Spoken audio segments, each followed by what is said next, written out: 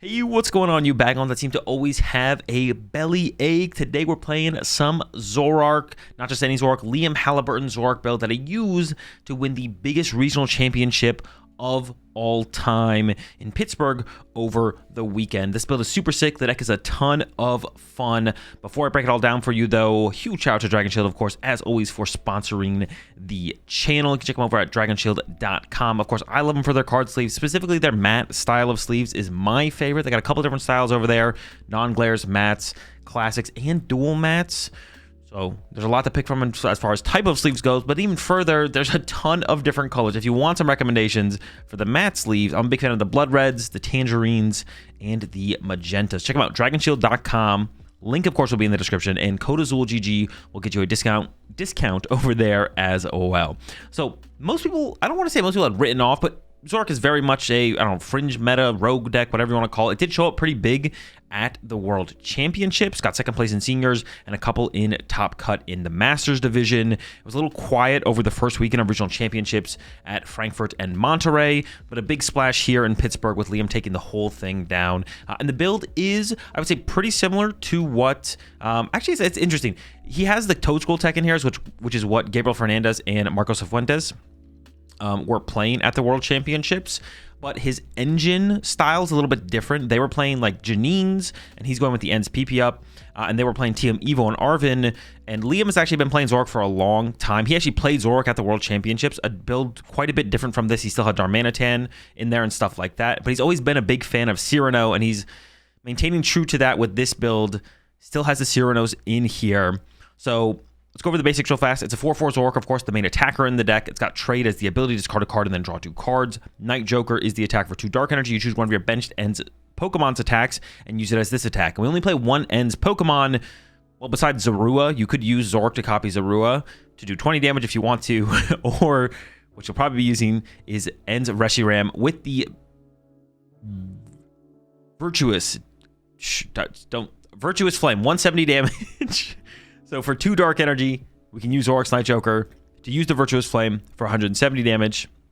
Or we can use the Powerful Rage attack, which is a little bit more conditional because it does 20 damage for each damage counter on this Pokemon. So our opponent has a lot of control over when we get access to the Powerful Rage. So we can always do the Virtuous Flame, but if our opponent hits us really hard, we can hit them really hard back. Most importantly, that's a big deal up and against matchups like the Dragapult matchup. If they want to do their big attack, punch us for 200 damage, they have to give us access to the Powerful Rage, which will immediately one-hit KO them back. Same thing if you go up against something like a Charizard, or I'm trying to think other main matchups in the format where that happens. Those are the top 2 that come off the top of my head. But besides that, we can be hitting for 170. Now, you might be thinking, Azul, that kind of seems like a lack of damage, and we're giving our opponent a lot of control over our maximum damage output because we're using Powerful Rage. Like a play that the Dragapult likes to use against us pretty consistently is attacking with Dragapult's first attack, which does 70 damage, which can set up for a 2-hit KO attack. But that's where Monkey Dories can get involved to heal off some of that little damage, and then we can just return punch the Dragapult for 170, or gust something up off our opponent's bench with Boss or Counter Catcher to one-hit KO that. Once again, leaving our Zoroark in the active, and then asking our opponent the question, do you want to punch our Zoroark for 200, or do you want to punch it for 70 again, when we can just heal it again with our Monkey Dories? So those are the main pieces in the deck. The Zoroark, the Reshiram, the Monkey Dory. For setup, there's a Cleffa, of course, there's Pheasantipity in here. There's a Maractus for some Retreat Trap, and I actually don't know the matchups that this is most utilized or best utilized into. I've been in a couple decks on ladder just because they ran out of switch cards and I was able to deck them out, but besides that, I'm actually not sure the matchups where Maractus is most effective. And there's a Petron EX in here as well, which is not only great for getting us out of corner traps from stuff like Maractus or the Sob from Waterpawn or Ethan Sudowoodo, but it's also great for as an attacker in the late game. That Irritated Outburst, the 60 damage for each prize card our opponent has taken for 2 dark energy. This is extremely powerful, especially up against more aggressive matchups. Stuff like Joltik, Joltik Box? Stuff like Joltik Box. It doesn't really come up in Golden Go, and I'll talk about that here in a second, but Joltik Box, Raging Bolt, stuff like that. Because Zoroark's damage is capped at that 170 through the Reshiram, or we can get Binding Mochi involved, and then Zoroark is hitting for 210 damage if we poison our Zoroark with the Petra Run. But in the late game, if we're up against something like Raging Bolt that's drawing like 4 prize cards, the Irritated Outburst will be doing 240 damage, which KOs stuff like Raging Bolt, so we can get the KO through the active. We don't have to set up some huge Binding Mochi, Petra Run EX, Gust, Zoroark attacking KOing something off the bench. Now, there is no Ursaluna in this build, which has generally been an inclusion in Zoroark decks, and I was a little bit skeptical of that. As I played some games with the deck, it does feel like Petron is enough in the late game to be able to close games out as our big late game attacker. It's basically doing the same amount of damage that Ursaluna would be doing for us. It's a little bit more awkward to set up, because we either have to attach to it twice or attach to it and then E-switch to it, but that hasn't felt like a huge chore to do in late game situations. And also, one of our biggest ways to close out the game against those Terra decks, or one of the biggest ways we actually play the game against Terra box decks, or not Terra box decks, but Noctowl decks, is Team Rocket's Watchtower. Colorless Pokemon to play both yours and your opponents have no ability. So not only is this a great way to shut down our opponent's Ursalunas in the late game and take that away from them, going Watchtower plus Iono, but up against Noctowl decks, early game, mid game, late game, Team Rocket's Watchtower with or without an Iono is kind of our win condition against the Noctowl decks.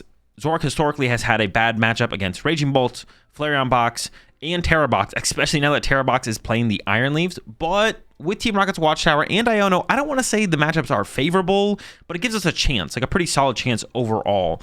And it is pretty nice to take away Dragapult's Ursaluna in the late game, because that's sometimes their biggest win condition, is hit hard, hit fast.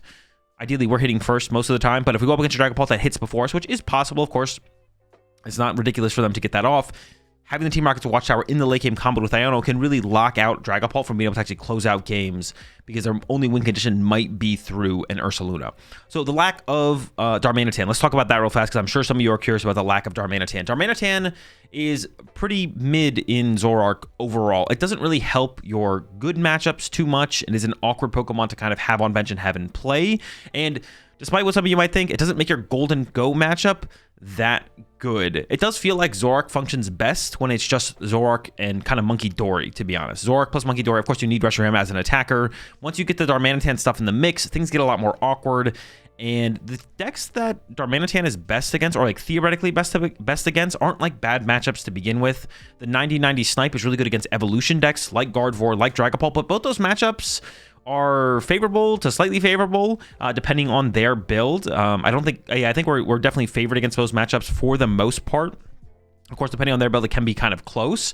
But we definitely don't need Darmanitan to like go after the evolution decks super aggressively. It can be pretty cool against Noctowl decks as well. But like I said, that matchup has already felt really, really tough. And I would even maybe argue that Toedscruel can be better against the Noctowl decks, because Night Treasure is such a valuable card for those decks in the mid-late game. Although Toedscruel is something you don't want to be setting up aggressively in any matchup, except probably the Golden Go matchup. Every other matchup, it's like super situational. But the Golden Go matchup, that's why this is in here. We saw this at the World Championships, like I mentioned, from Gabriel Fernandez and Marcos Fuentes in the seniors and the masters division.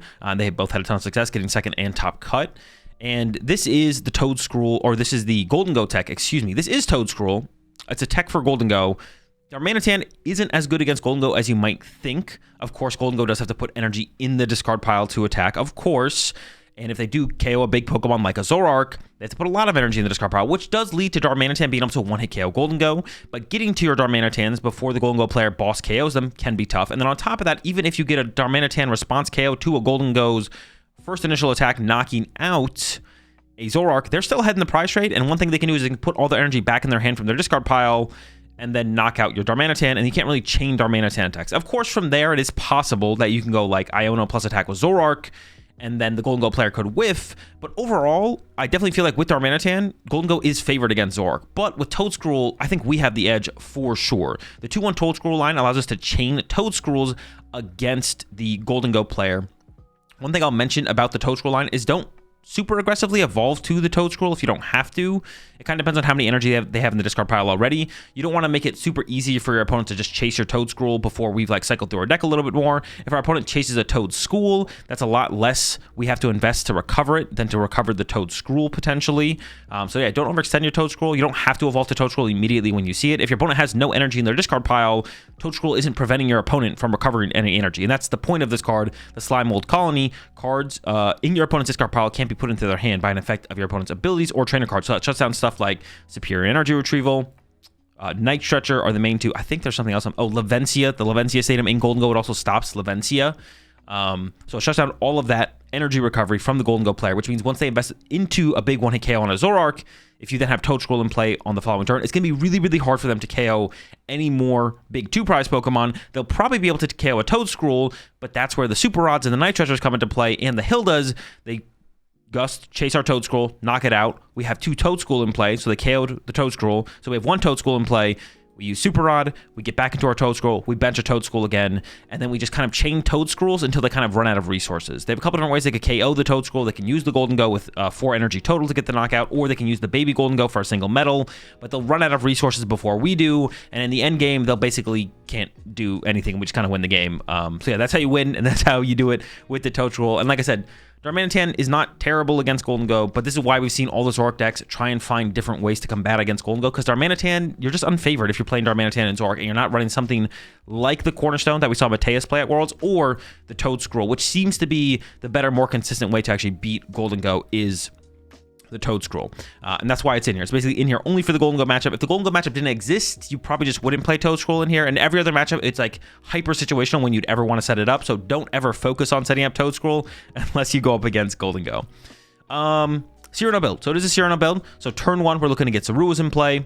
And then Cyrano, search your deck for up to 3 Pokemon EX, reveal them, and put them into your hand. Usually this is going to find us Zoroark, but we can also find us stuff like the Petron or the Pheasantipity, of course. For other supporters in the deck, we have 3 Iono, 2 Boss's Orders, 2 Turo. Super powerful utility supporters here in the Boss and Turo, of course. And then there's 2 Hildas in here, which might seem a little weird to play Hildas before you play for Cyrano, but after playing some games with the deck, it does seem to flow pretty well. Being able to find energy is really important. This only plays 6 basic dark energy, and finding energy is really, really important for this deck to get attachments turn after turn after turn. Of course, we have some Ends PP up in here to make up for some turns where we met with the energy attachment, but we'd much rather be attaching an energy every single turn, and Hilda helps us do that a little bit more consistently. Also, we don't play Ultra Ball or TM Evo, so this is like our only way to actually search for the Toad Scroll. So if you're in the Golden Go matchup and you're using Hilda aggressively to get your Toad Scroll online initially, don't be afraid to Pal Pad Hilda back into your deck, because you know it's going to get Boss KO. That's basically the Golden Go player's only win condition is to chase your Toad Scroll.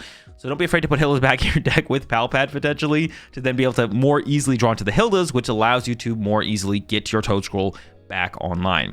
So of course there's 4 Buddy Paw in here to find our Zeros initially, but also a couple Nest Ball as well. A little bit more basic Pokemon search, and 2 Artisan to go with that.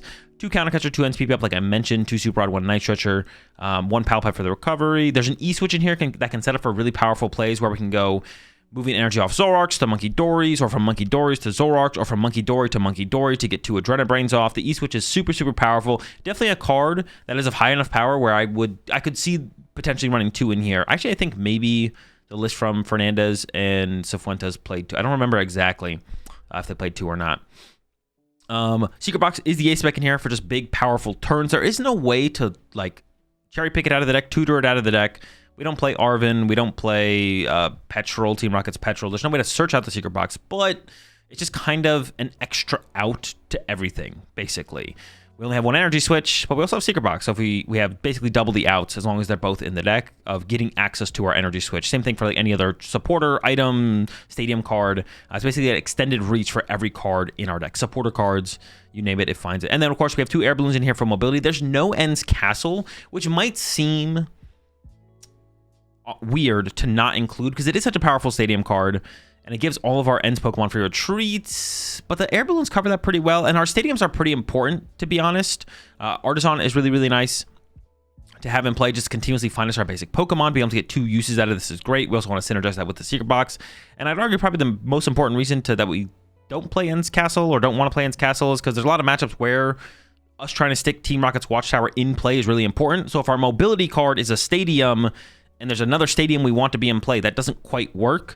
So that's where air balloons come in. It gives us the mobility without having to be a stadium in our stadium slot. 1 Biting Mochi in here for that enhanced damage through the Petron on the Zoroark, of course, and then 6 basic dark energy. All right, that's it. Like I said, this deck is super sick. Absolutely love it. It's a ton of fun. Let's jump some action, and I'll show y'all how it runs. Whatever Liam says is correct, I believe.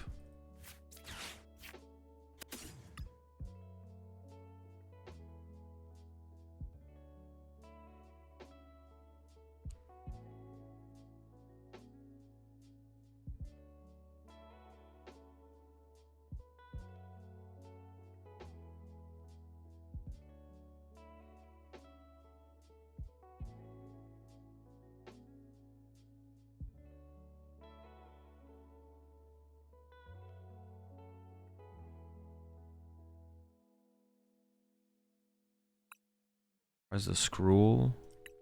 Left is there. Maractus is there.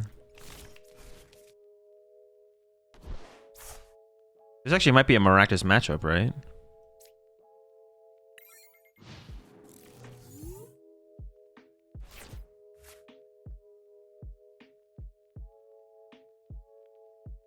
I guess we want increased outs to like deal with getting Badooed, right? Against like Polt and stuff like that. Is it acceptable to sort your opponent's energy when checking the discard pile? You should ask your opponent, but it's fine if they're okay with it.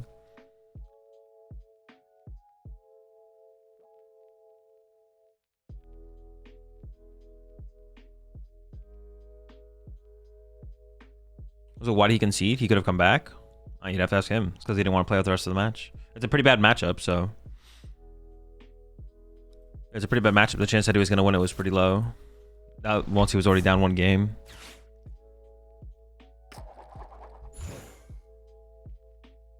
Have you ever had a DPL and still handily won that game? Like, it wouldn't have mattered if they had 5 or 6 prizes rewarded. At least once. At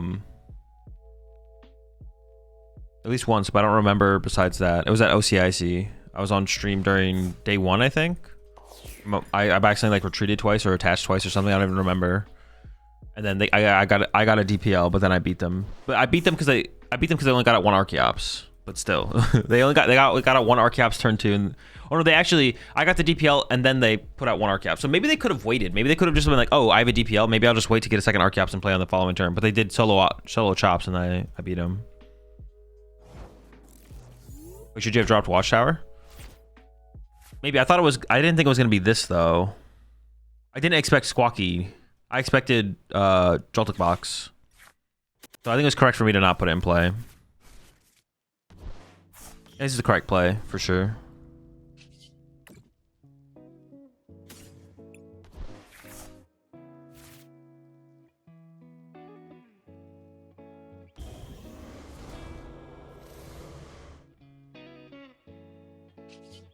Watchtower's kind of dead at this point, right?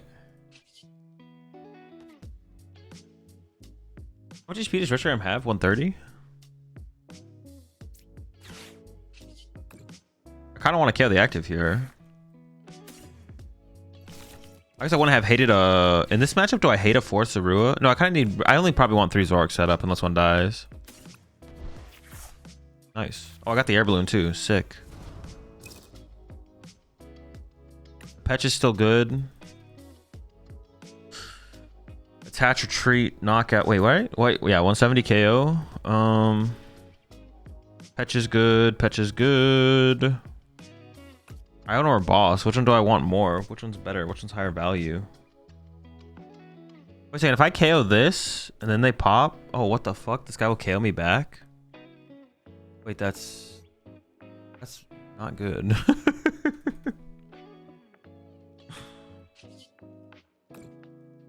I'll probably have to get through. I'm thinking I'm gonna give it the boss here and keep the Iono.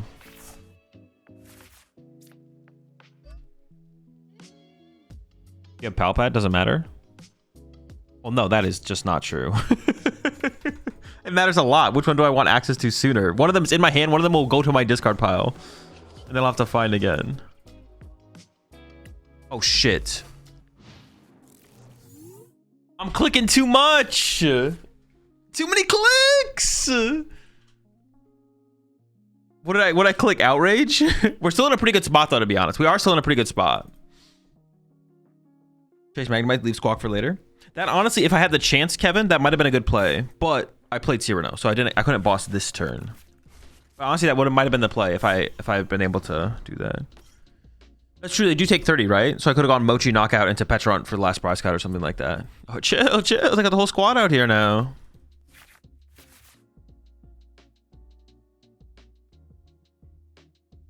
First mistake, just concede.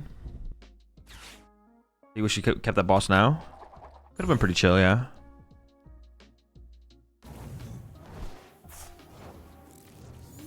Okay, I guess we're still just chilling. Yeah, honestly, KOing the Magneton seems... it's not even that good, though. If I KO Magneton, I think KOing the active is still just better, to be honest. Alright, we're going quad Zork at this point. Quad Zorking. Might have to put the Petch in play. Quad Zork is sick.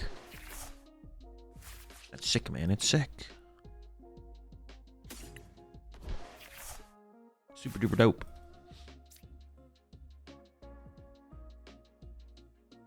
Should I have already palpated back the boss? I maybe should have, right?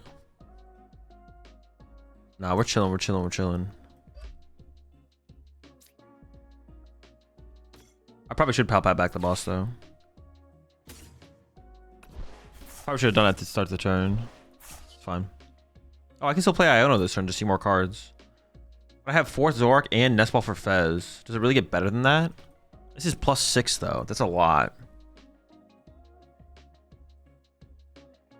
Oh, it gives... Oh, but they have... They got Mew Fez on the board. They're chilling.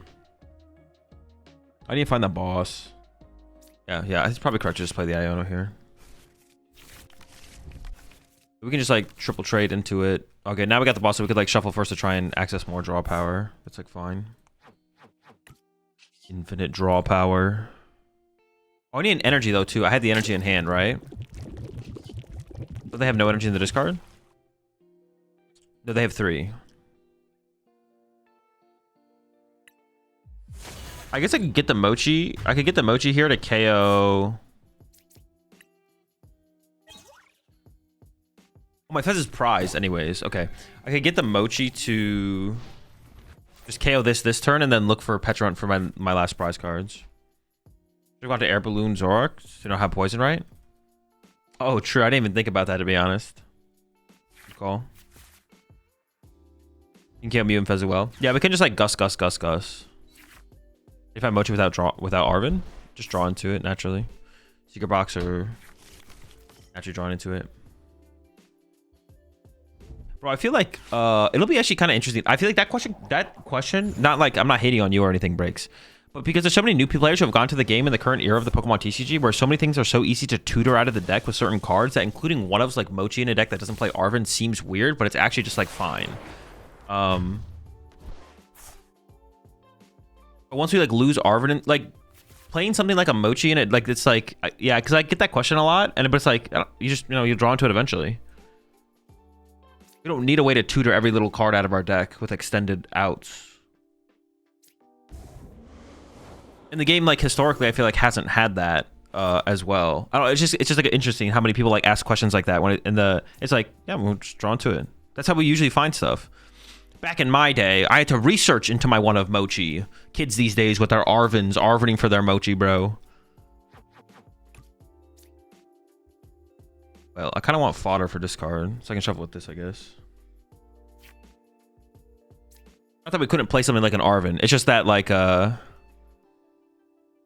wait! Yo, with the Dory for that 10 damage. Well, it doesn't even matter yet. It could matter in the future, though. Gotta conserve that. Okay, I think I just shuffle the deck there so I can get access. Yeah, it's like funny how often I get that question. Because it only like applies to the current state of the game of like the last... I mean, it's applied to the game for a long time, though. Like, the game has been like this, where we have stuff like Shady Dealings in Teleon and Arven and Irida. But there's been eras in the game where we've had none of that. Or like one deck has access to like that kind of access. I could Miraculous this for a turn, right? And then we just get Prime Catcher or something cringe. Just interesting, that's all. I want to be able to win through... I can PB up here to be able to attack with another Zoroark. I can keep Energy E-Switch to be able to attack with Petch. I probably should have shuffled Petch. Or I can Night Stretcher for the Petch. So I shouldn't have Stretcher for the Petch. So yeah, just Boss Mew. Why did they bench the Mew? Did they have to? I don't remember when they did it. Back in my day. I had to naturally draw into my one of Mochi. Kids these days are so spoiled with their Shady Dealings and their Arvens. They should just be given everything every single turn. Will Sarah be viable after Mega? I don't know.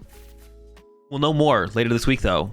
I'm doing a 12-hour stream on Thursday, playing with a bunch of the new decks coming out. Actually, like the whole weekend. Thursday, Friday, Saturday, Sunday.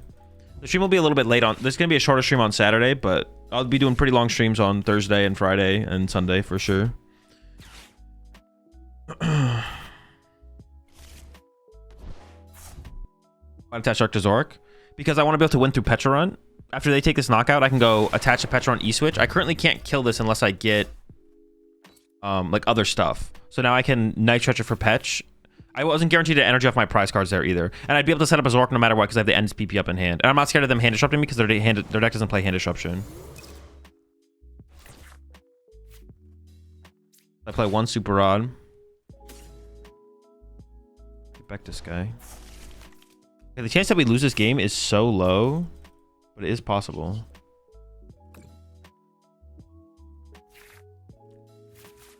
Uh-oh.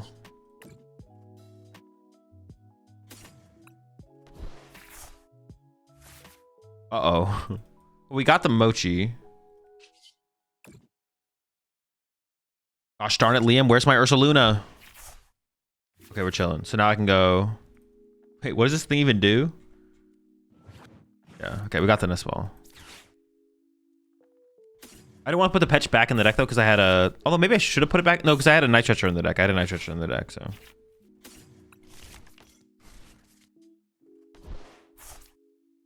This thing doesn't update. I'm not even gonna... It does. I believe... I don't remember the exact wording on the card, but...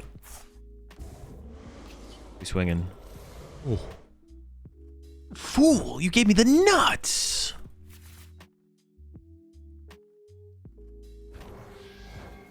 You fool! You're playing a fish deck!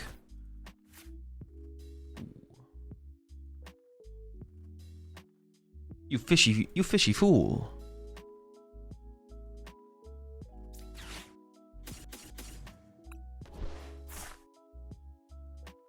Or how closely do I copy how...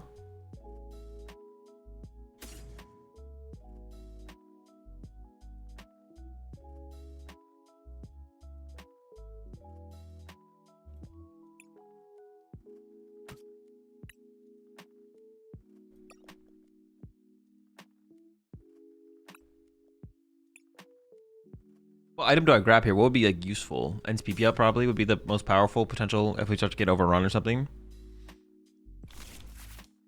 Oh, I could have grabbed a Poffin for a fodder actually there, or Watchtower for fodder. Yeah, I should have grabbed some. I should have grabbed a fodder card there for sure.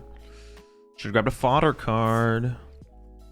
What I was saying is like, how closely do we copy how Liam approached this matchup in that game we were watching on stream? I feel like Liam could have just been more aggressive and just chose not to, but. Yeah, this should have just been like a Poffin or something, because I have to discard the Artisan. The Artisan also could have been like a Watchtower. I just need to grab fodder for sure. I should just grab 2 fodder cards.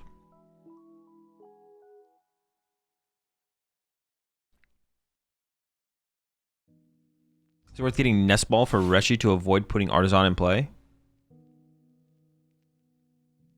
Nah. Like, by the time I need Reshiram, their board state will be developed to the point where I don't care if Artisan's in play. And it maybe even favors me to have Artisan in play at that point as well. Nest Ball?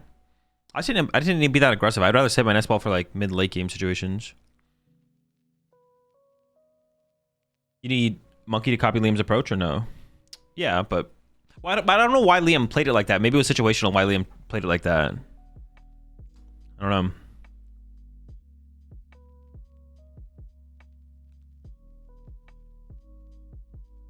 I understand how this beats Golden Go without Darman. Dude, Soda. No one takes Soda seriously. Dude, I need everyone to know to not take you seriously. Ban him. That's ball for Monkey. No, I think Artisan being in play favors me. Early game it depends. Early game it depends if Artisan favors me or not. But I think in the mid game, Artisan being in play favors me. So getting an Artisan in the hand doesn't seem terrible. I probably should have grabbed a Watchtower just because I need discard fodder here, though. That's fair. This also probably should have been a Poffin for more fodder. I don't need to like aggressively get my monkeys in play. I just need to develop them at some point, basically.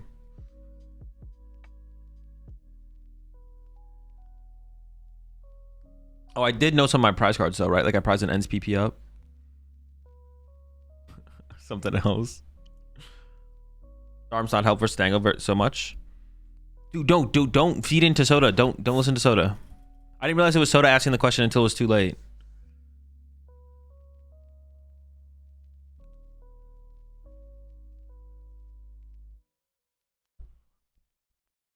I need to warn. I have to warn chat.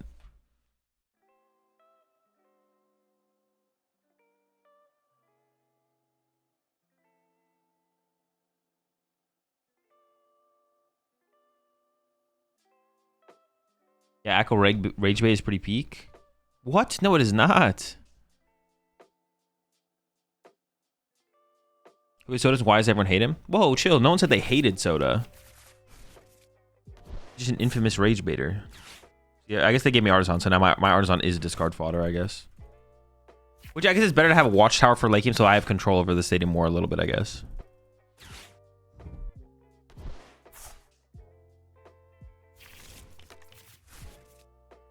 Honestly, I might just quad Zork on them and just start swinging. We're just gonna start swinging. Well, like, how do they beat me if I just like start swinging with Zoroarks and just don't stop swinging? They can't win, right? What is like a win condition they could apply? As long as they have stuff that I can boss around the Jellicent to recover my Reshirams, I can't lose, right? Mind Bend? Mind Bend? That's pathetic. That never loses? Right? I feel like that should just never lose. Devo? True, but me taking knockouts doesn't like more aggressively develop Devo, right? I just need to get some Monkey Dories and play myself. As long as I set up some Monkey Dories myself, we'll be chilling. Combat the Devos. And I have Turo, bro. I got Turo out here. The thing we just don't want to do, we just don't want to whiff energy attachments. Maybe it's better to have 2 monkey. Well, it's so hard to get that many energy in play, though. Holy smokes. That'd be a lot of energy. I guess I'm just trading away all my counter catchers. It's all right.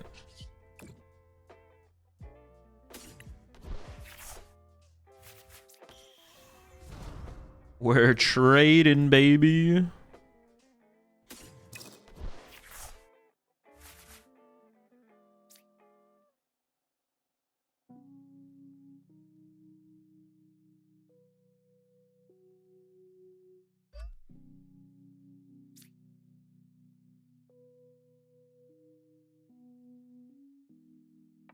Not sure. I'm just gonna do it. I'm gonna learn how to play the matchup. I'm gonna play it and we'll see what happens. I'm gonna put some pancakes in the microwave.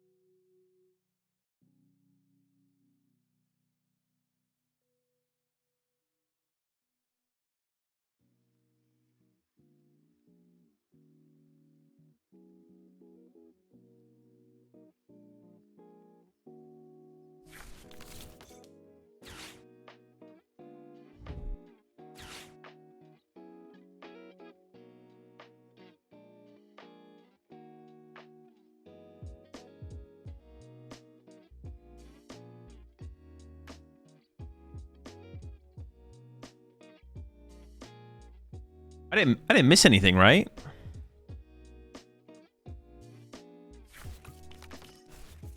No need to rush. Okay. Maybe I should have kept the counter catcher around. Maybe I should have kept the counter catcher around. I was kind of aggressive to discard them there, and now my opponent's drawing the first prize card.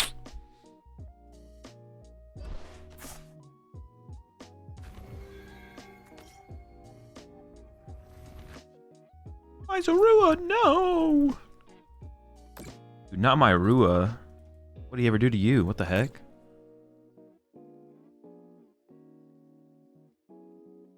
Completely uncalled for, just like for my opponent.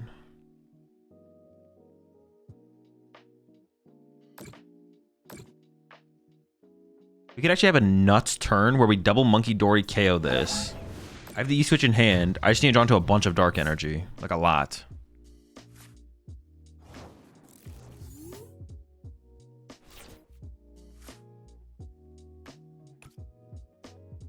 I got the PP up. I got it! We're going in. We're doing it. We're doing it. I don't whiff these. All in, all the time.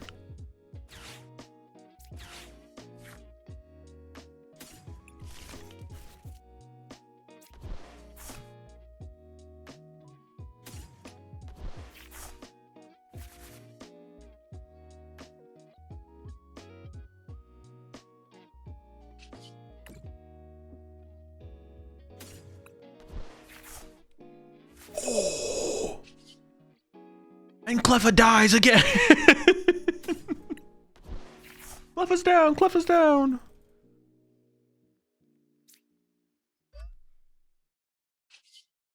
If I had counter catcher here to KO their Guardy as well, what the heck? Actually, I don't even know if I would have done this if I had counter catcher to KO their Guardy. I don't know, we're just doing stuff. Cooking, we're cooking.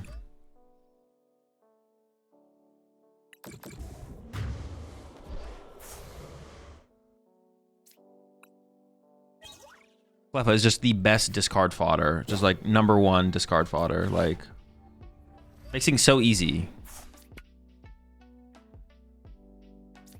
How I feel.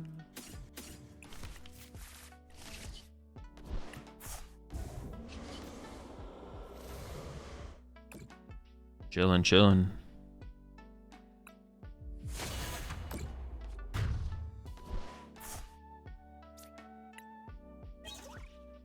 We did probably a second super rod. All right. I don't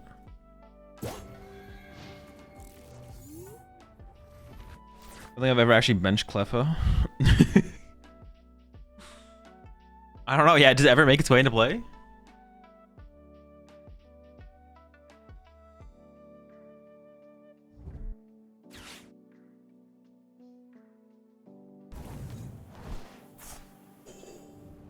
All right, I see you trapping my Rusher. I'm in the active. All right. Yeah, I definitely should have like just tried to keep a counter catcher, to be honest. But it's because I messed up initially. Well, actually, the ends PP up that I grabbed ended up working, right? Like, what drink has I grabbed? I got myself a Diet Coke, caffeine free. No calfless. Hashtag ad? No ad. But hey, I'm not against it. I'm a big fan of Coke.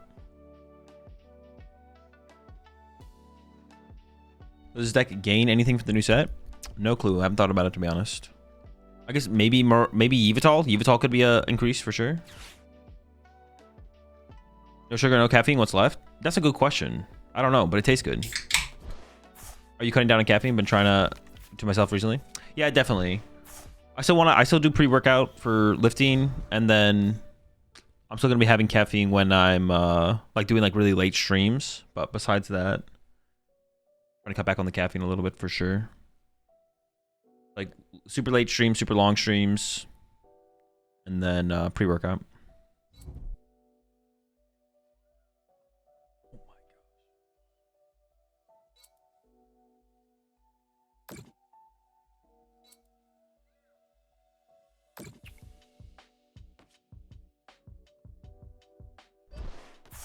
Coke Zero will change your opinion on that crap in a can.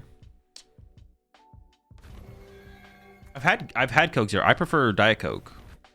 Coke Zero. Coke Zero is like so much sweeter. It's like, yeah, it's just like fine.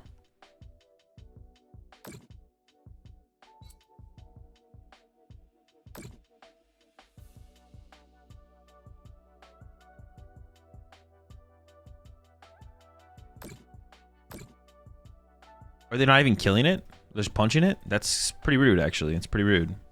Oh, wait, no, they are killing it. Okay. The difference between Coke Zero and Diet Coke? Yes.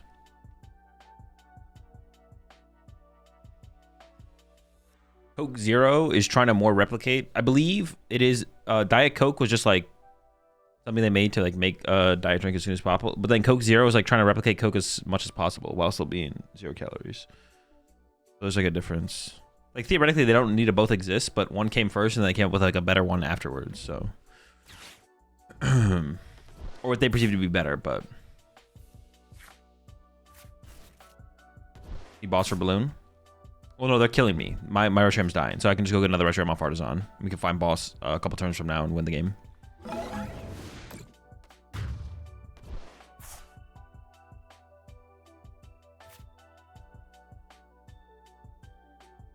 Diet Coke is its own flavor, and Coke Zero is supposed to be normal Coke taste. Yeah, exactly. But it's definitely one of those situations where it's like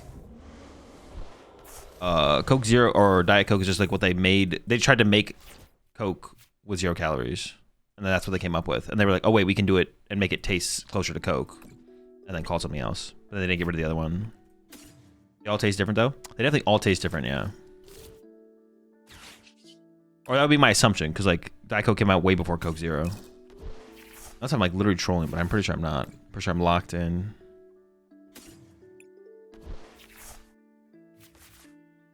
I just killed this, right? Oh, what the heck? Yeah.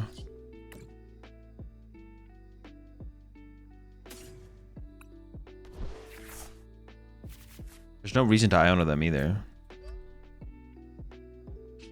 Wait, do I have a boss left? I do, okay. I believe I also have a boss prized.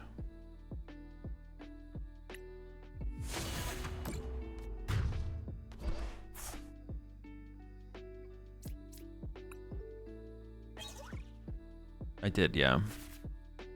So did you ever think Zoroark was going to be played like this without Darmanitan? No, not until I saw it. Well, no, not and be like, yeah, it's something I didn't really ever think about, to be honest. No, it's something I never really gave any thought. If you had like asked me if I think Darmanitan would always be the best way to play Zoroark, or playing Zoroark without Darmanitan would ever be like the best way to play Zoroark and actually be successful, my answer probably would have been no. But it's not something I ever really thought about very hard.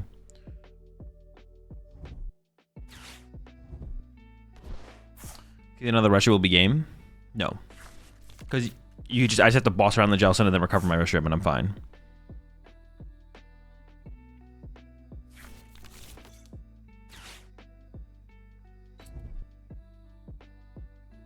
Like they can do that play to like buy a turn and that's about it.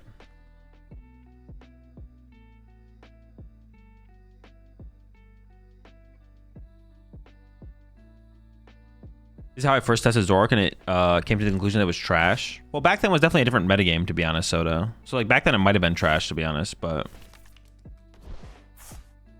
wasn't Capri Sun? I mean, it's fine.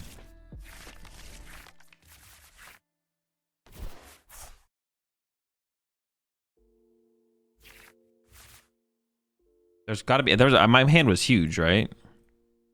14 cards. So it's going to be 21 card deck. So the top 7 cards has a boss in it. Okay. How's this deck work against heavy hitters that aren't dark like Dango and Bolt? Well, for Dango, we have Toad Scroll. We have a 2/1 Toad Scroll line with 2 Super Rod and a Night Stretcher to recover it. So if you whiff, what are you doing?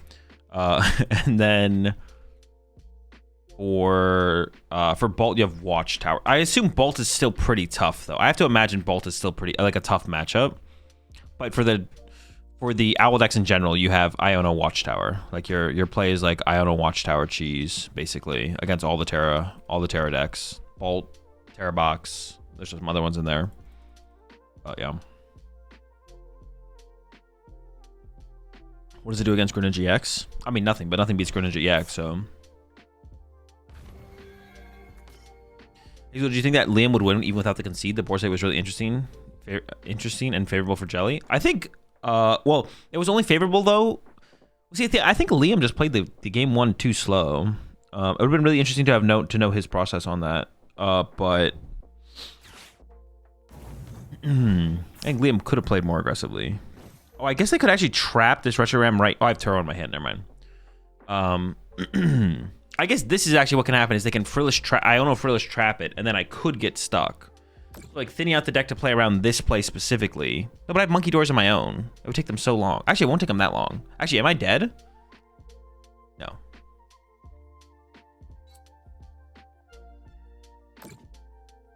Oh, wait, I also have Petron EX left. And the energy for it. Oh, yeah, we're chilling, we're chilling. Oh, no, it's actually in my discard pile. It's not. I don't have it left. Appreciate the primes up there, Josh. Welcome to the Rat Pack. I think that game, Bond had a decent chance of winning that game, but I think the set overall, Liam would have still won. So maybe this is actually exactly what Liam was trying to avoid, was getting Iono'd low before the deck had been more thinned out. To avoid this exact play happening. Unfortunately for my opponent, I have Turo, so I don't really care about this play, but I guess they could do it again. Huh, they could do it again, huh?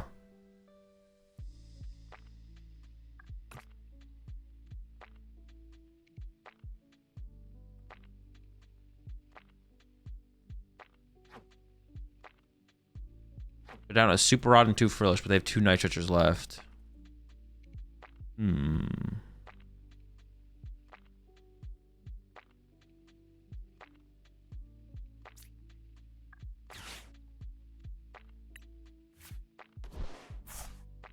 I also don't have to bench this again, though, right? Wait, actually, I can wait to draw boss. Like, I don't have to bench my Retro, because if I bench Retro here, they could do the play. Well, actually, can they do the play again? They're out of counter catcher, right? Oh, they're out of counter catcher, so now I don't even have to be afraid. Now I don't have to be afraid. Why did I want to shuffle the deck? I had a reason I wanted to shuffle the deck. I don't know why I want to shuffle the deck, but I'm going to shuffle it because I thought I had a reason. I could not tell you what that reason is right now, though. Yeah, they're out of counter catcher, so this play is not even possible for them anymore.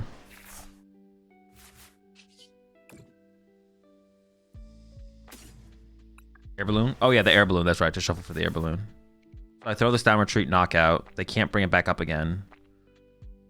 My Zoroark's in the active and KOs everything. They could mind bend my Zoroark, but then I have access to items. I should be safe to bench this. Like, can't imagine it's unsafe. Just get out of my deck in case I Iono again, I guess.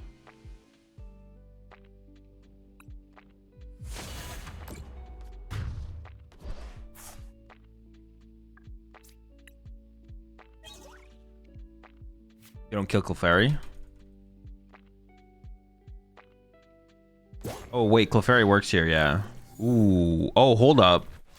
Wait, this could get interesting with Clefairy. Yeah, they could Clefairy me here. They still have Bravery Charm as well. They go Clefairy, Bravery Charm, Punch. They go Clefairy, Bravery Charm, Knockout, right? Okay, I'm gonna go get my pasta.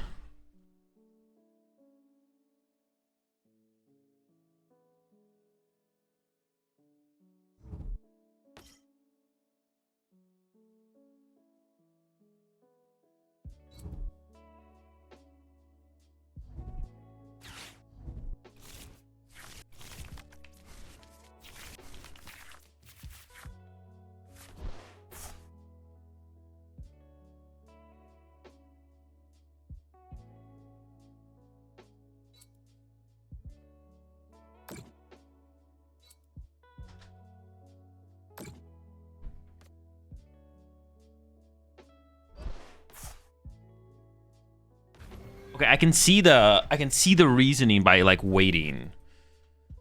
From oh no, but they're bench locked now. They're bench locked out of the. They're gonna KO my Reshiram, but they're bench locked out of what's it called anyways? They're bench locked out of Frillish now. Dude, it's so tedious. It's so insanely tedious. But I can see the value of waiting for sure. Because you just want to like trade away your whole deck so you don't get Iono countercatchered or Iono whatever. There's definitely value there in like trading away your whole deck. If your opponent's not going to be aggressive, then you kind of don't have to match their pace.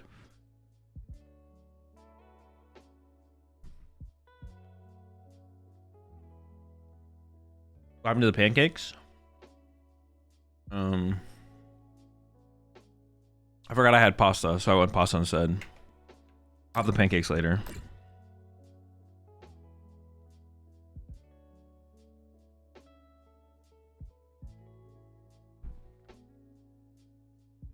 Is it then more worth to set up 4 Zoroarks over 2 monkeys to trade more? Yeah, I could see it. 4 Zoroark. If all the Zoroark pieces are in there. 4 Zoroark, 1 Monkey, 1 Reshiram. Yeah, for sure.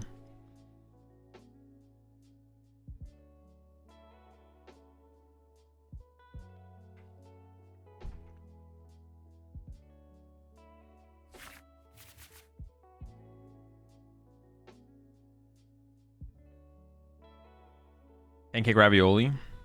No. Pancakes, you say? Yeah, not slapjacks.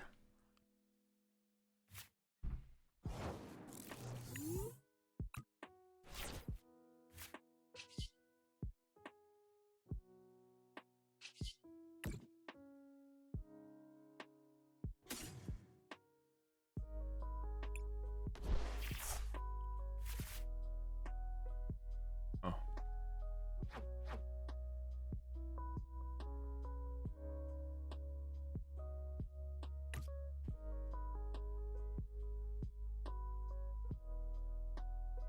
Mind bend for game, right? No. I can't mind bend. What went to the bottom here?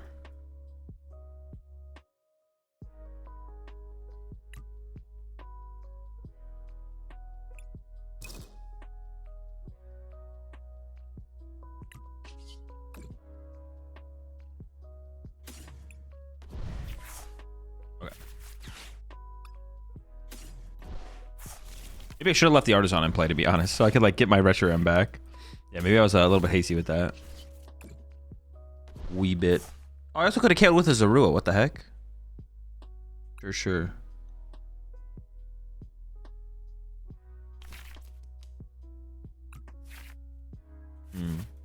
Nothing good. That means a higher chance there's good stuff for my Iono to get. Broken Dawn farm Zoro. Bro, it seems tough for sure. We did win. We did beat him in the first game. I mean, this matchup, you could have gotten it and attacked for the other 2 energy, then Petron for getting it and poisoned it again. Yeah, but getting 3 energy on it, like, you're not wrong, but that's just, yeah, I have to find it and then I have to get 3 energy on it, and then they would have to not just like immediately kill it back and have it not matter in the prize trade. Oh, you mean using the first attack to accelerate to itself? Sure. Doesn't it poison itself though? Don't I just die to a Miraidon's Photon Blaster? I think I literally just died to a Photon Blaster, don't I? Doesn't sound very good. Also, this is not a matchup I'm trying to like change the deck around. That's 250? Oh shoot, he's kind of tanky. Gotta be a tank though.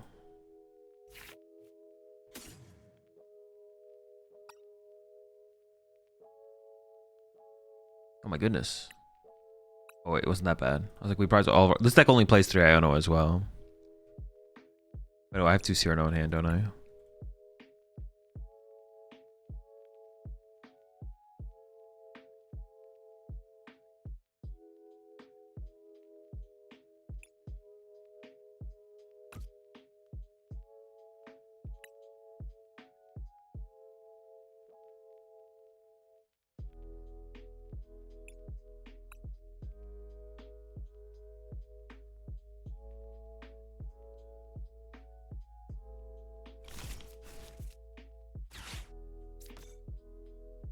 Okay, pretty solid.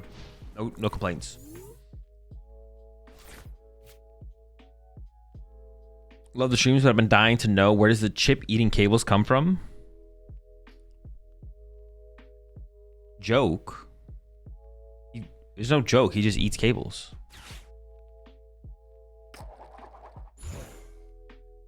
You're gonna play in a limitless tournament?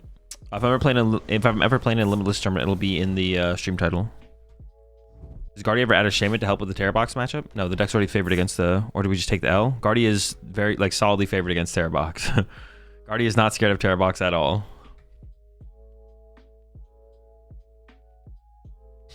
I did see some cool tech in... I forget whose list it was. It was not Shemansky's. Oh, Solomon's. Solomon had some cool tech in there. Had the Vitality Band and the Tool Scrapper to be able to, like, KO double Monkey Dory at the end of the game through, like, Sob into... Swing or something like that. I assume like that's part of the reason to include those cards, but it had some cool inclusions. Ooh, are we surviving? We might be living. We might be thriving. They might iron bundle me here. Now the Azul with the energies in the active, which is definitely something they don't want.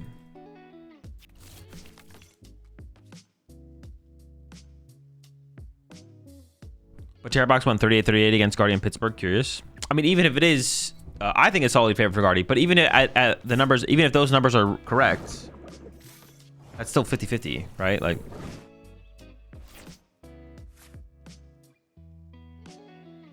okay, wait, this is actually pretty good. It's actually a pretty big deal if I get this KO. Like finding the energy is a big deal. Maybe I just trade first. Because wait, what's going to see me that many more cards? Like, I'm going to take 2 cards out of the deck. Let me see 4 more cards off the Zoroarks. Plus I thin out the Fez or the Petch. Or I could draw 2, then play Iono. And Iono would see me more cards, plus maybe sees me another Zoroark. And KOing this is like a really big deal. But why would I trade first before I... No, I do want to trade first, I think. Because before I set the bottom of the deck.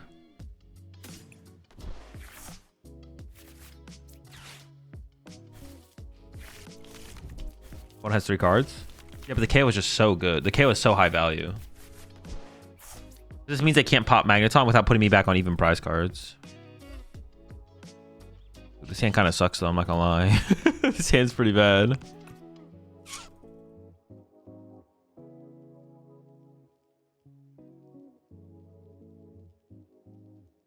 Maybe I should have just set the Zoroarks and hoped to hit the energy. That could be the better play. That could have still been the better play. I'm thinking about that a little bit more now. There's 2 Cyrano. Getting a Cyrano off the bottom of the deck wouldn't be a bad thing. I feel like. But do I want room on my bench for Petch, I guess, is the question mark. Petch and Fez. Yeah, maybe I should just set up the extra Zoroark. So now it feels worse. But if I whiff the energy, that feels really bad as well. Whiffing the energy is so bad there. Would have been very unfortunate.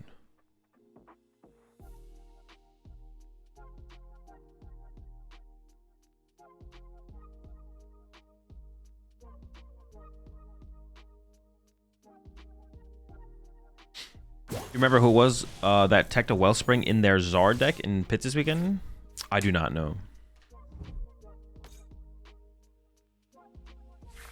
Did you review Pit decks yet? No, I'm not going to though either.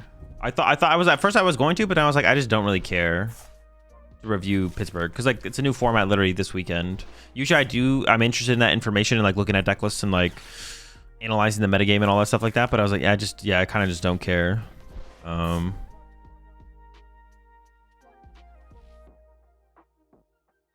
Iono was the higher variance route and it didn't pay off.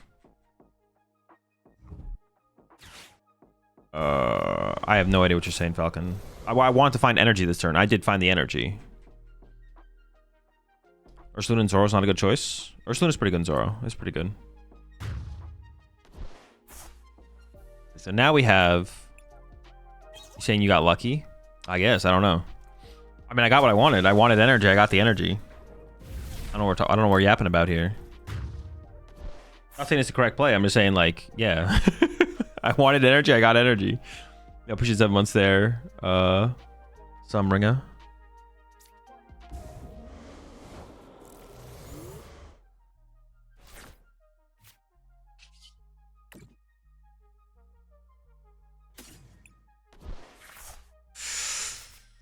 Punching active is pretty weak, though.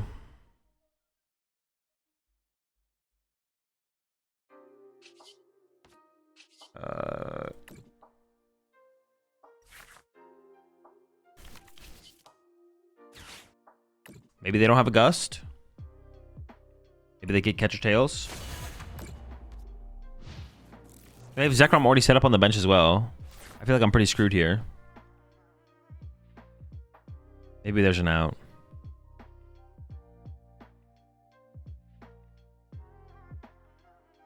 Clef getting traded 3 games in a row. Yeah, Clef is pretty weak. It's like Clef is like an emergency only card. What if you could just get away without playing it, to be honest?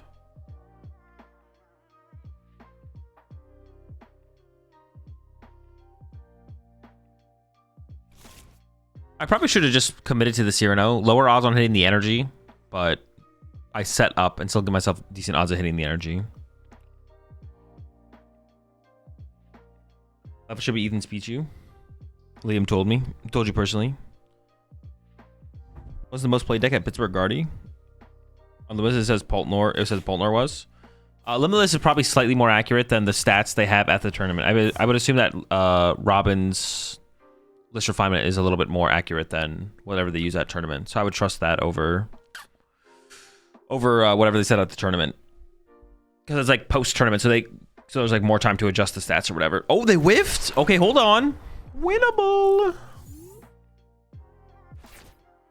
Oh, this game's just over, actually. Back it up. Yeah, Robin's not 100% right for sure, but I would...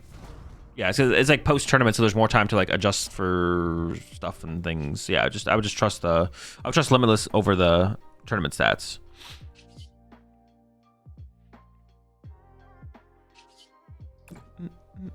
I don't know why he'd even punch there. Yeah, honestly, good. Was there a good reason for them to punch there? It almost seems like there wasn't, right?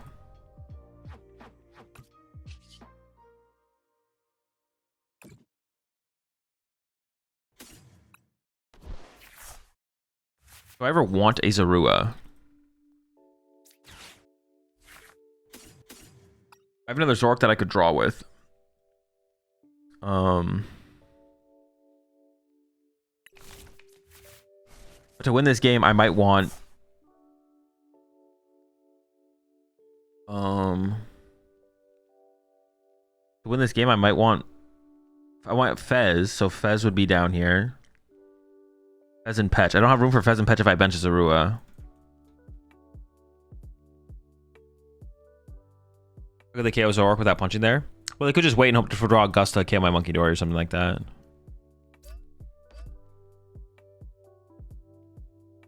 So I'm always attaching here. Oh, actually, no. I maybe should have attached to the Monkey Dory and moved 30 from here to the Ursaluna, actually. No, it doesn't make a big difference, does it? Oh, it does, because then the Petch would... Now, okay, so my Petch can't KO the Ursaluna, actually. So I actually messed that up. Because the Petch can't KO the Ursaluna... They're gonna push Ursaluna, knock out my active. Petch can't KO Ursaluna. So my win condition is boss, right? Yeah, I should have attached a monkey and then moved 30 to the Ursaluna so I could have KO'd anything. You can kill Latias. Yeah, but that means I need boss. Which means I should get back a Zorua for extra draw power. I should do this. But what I should have done was attach the Monkey Dory so that way I could kill with Petch, so that was like another option to win the game, I guess. But sometimes unlucky.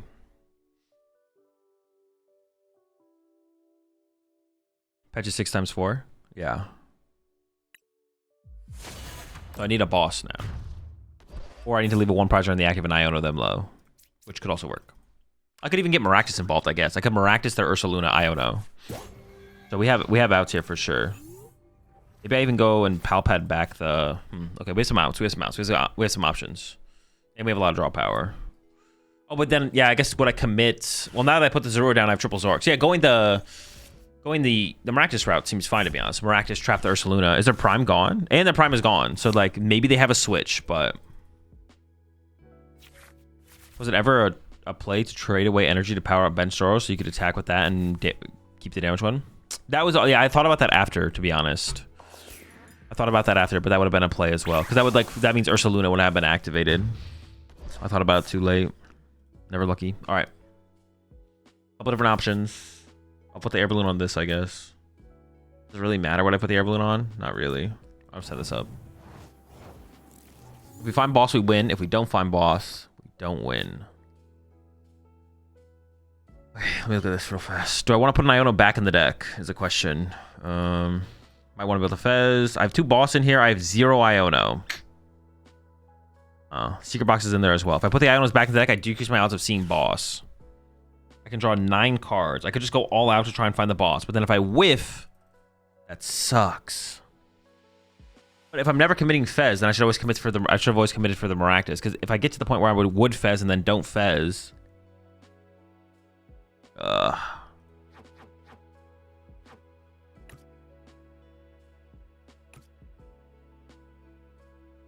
I have to find like switch Gust off of like Iono. I just don't have that high of odds of hitting boss. I feel like I feel like my odds of hitting boss are just not that high. Maybe I'm trolling though. Maybe my odds are higher than I'm giving them credit for. But then actually, if I'm doing this, I should commit to the Maractus as well. Oh fuck, where is he? Oh, he's in my discard pile. What the fuck are you doing there, buddy? All right, my bad. I can nitrogen for him. Did I trade him? When did I trade him, dude? I swear I did not trade him.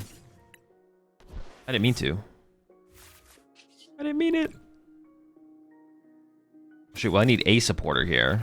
Okay, we got the Iono. I can still trade for boss because I just win if I get it. But if I don't, we play for Maractus.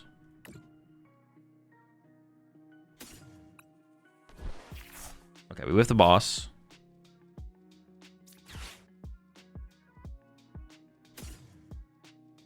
Cactus. Wait, am I gonna be able to move the cactus next turn? I should be able to figure out a way, right?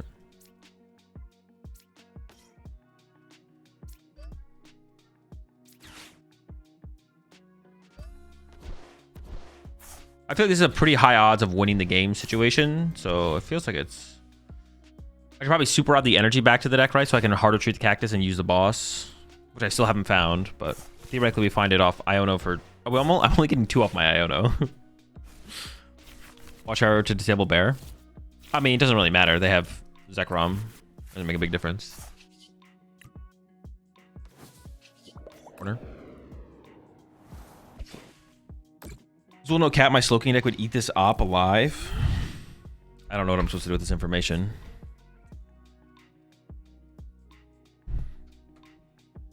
Yeah, this is not very useful information for me. This doesn't help me in my current situation at all. Oh, so they didn't hit switch. They didn't hit switch catcher and get heads on catcher. Switch catcher and get heads on catcher. Turo incoming. So they can what? Kill my Maractus? Let's go. Let's get it. No, say it ain't so. Do they also have the switch? I have second air balloon in the deck. It actually might be prized still.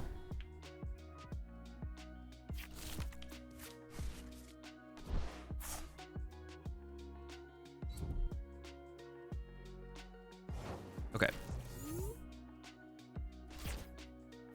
Yeah, I have no idea what's left in my deck.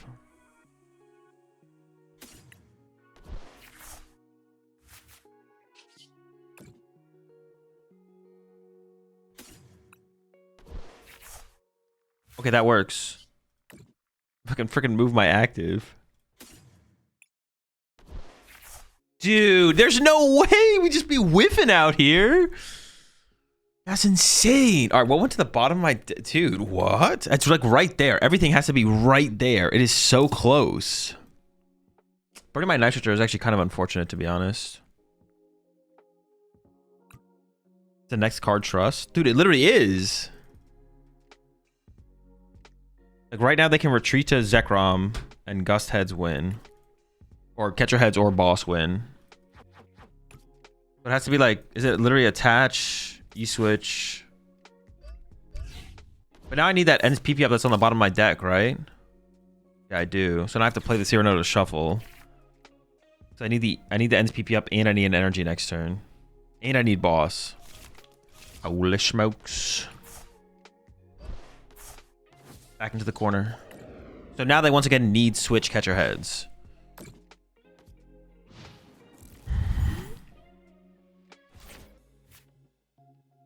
You see Secret Box, right? No, because I need energy as well. I need more than just Secret Box. Oh no, but Counter Catcher will be live. Counter Catcher will be live here. Dude, another heads? Are you kidding me?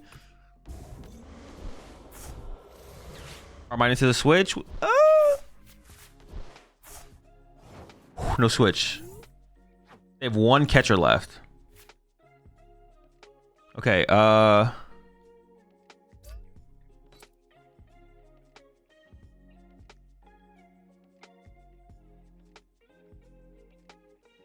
Counter Catcher's not live. Turo. Fuck. Okay. I have to Turo and Maractus them again, right?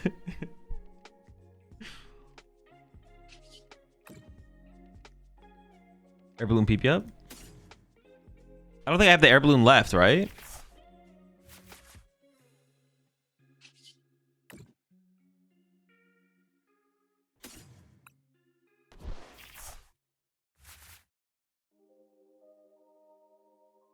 Want a secret box for Turo? I will eventually here. I'm just gonna cycle through the deck first.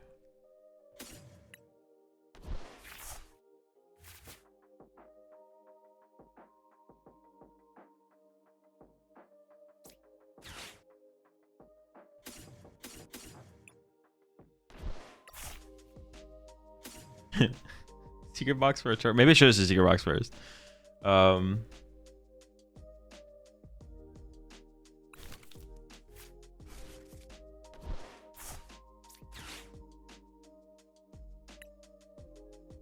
What a game, bro. What a game.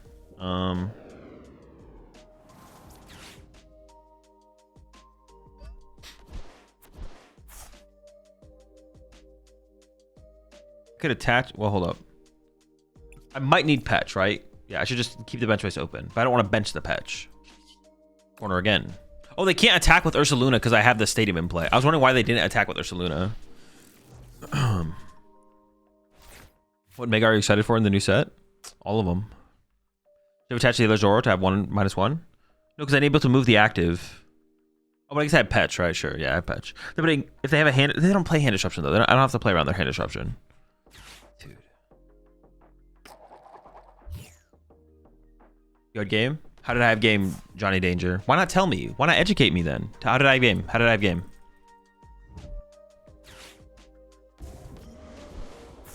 Wait, never mind. Wait, never mind.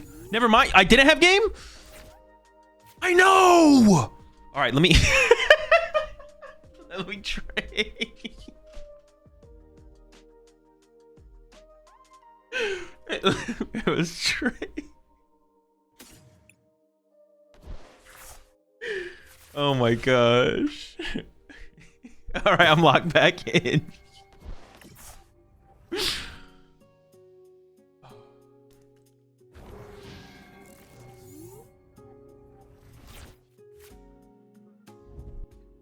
Go all out.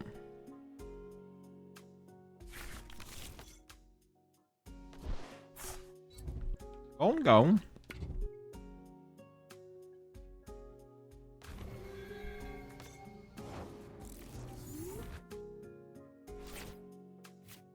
Do I ever boss this to buy time? Kinda like it. They would need specifically Turo. I'm doing it. Can't stop me.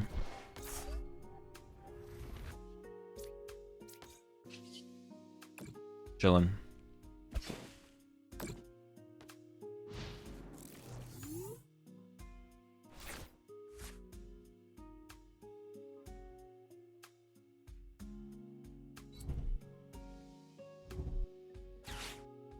Yo, chill. This is my thing, bro.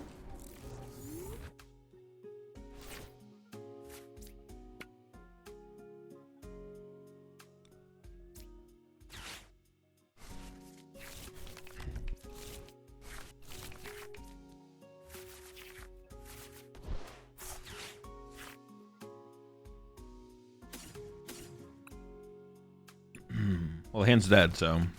Dude, this is such a weird... such a weird situation. What the heck? This game is developed quite interestingly.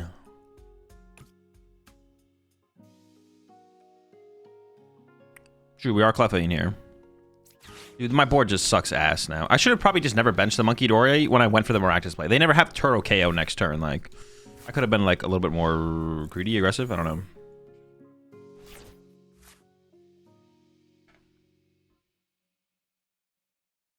Did you see 265th place? All right, fine. I'll look at it.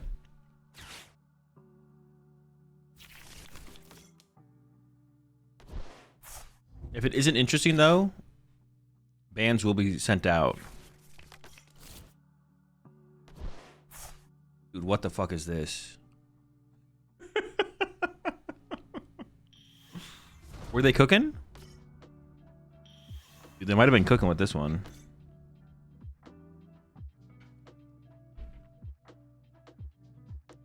It's definitely interesting.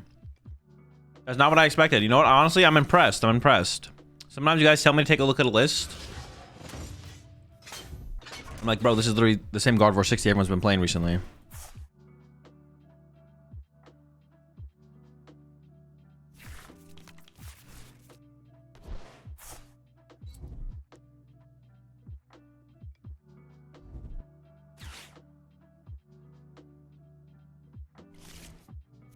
$65th? Oh, 95th. 295th. I could just like corner this for a turn while I like continue to set up, to be honest. That's probably going to be my play here. We'll see.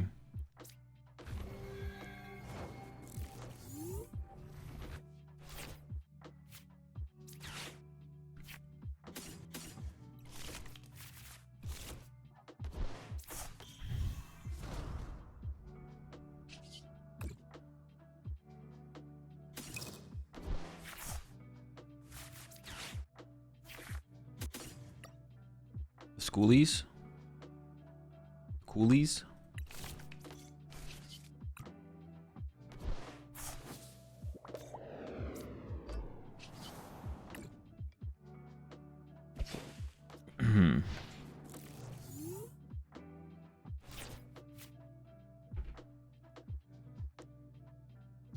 Yeah, it's festival lead with only Seeking.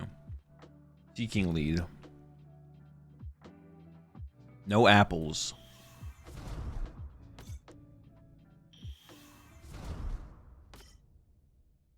Do the Seekings hit hard enough?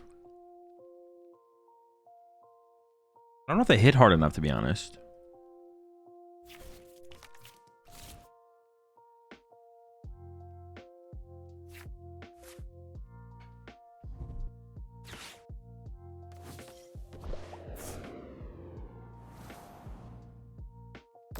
They still don't KO it though, right? You can do 30 more to it. Trying to stack up that damage though.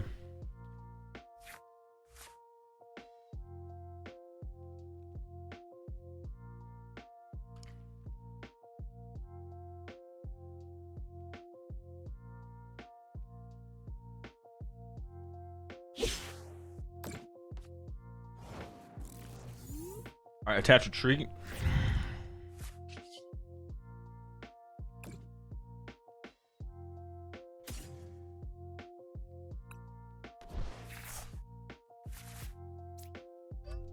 How many, dude, like, where's this game gonna go?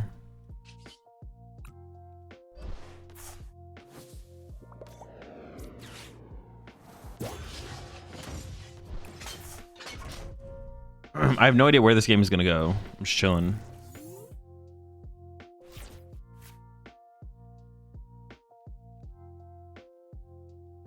Paul, do you think is positioned the best for my cup this weekend? What Pult builds? I mean, overall, Pult Nor, probably. Yeah, probably Pult Nor.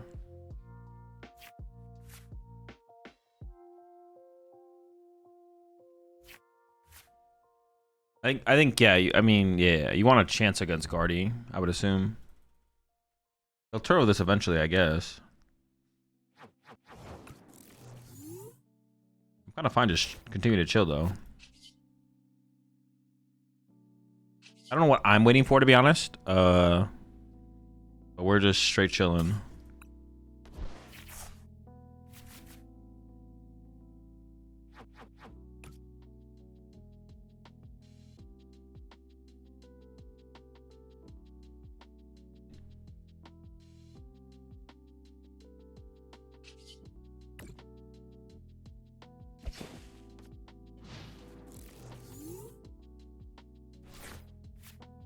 I don't want to use my Hilda yet. I could have gotten another Zoroark there. I just don't want to use Hilda here at all. I just want to try and save it.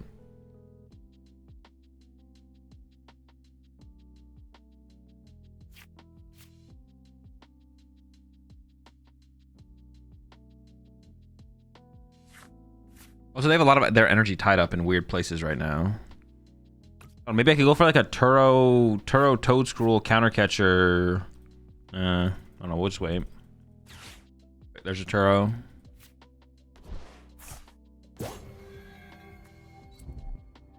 Dude, they have 3 energy stuck on their Monkey Dory, bro. Oh, Togekiss? Togepi, my bad.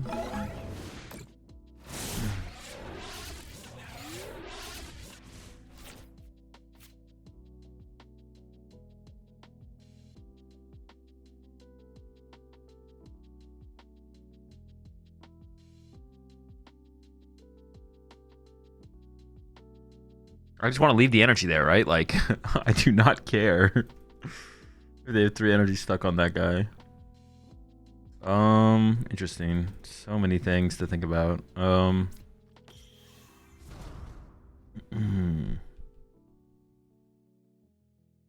mean, this is kind of scary. Togepi's kind of scary, I'm not gonna lie.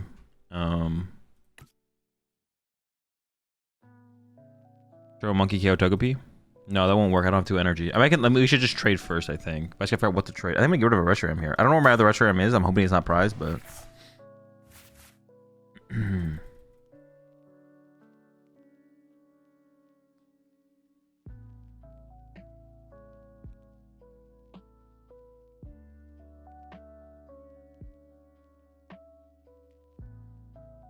Yeah, the Togepi is scary for sure. I'm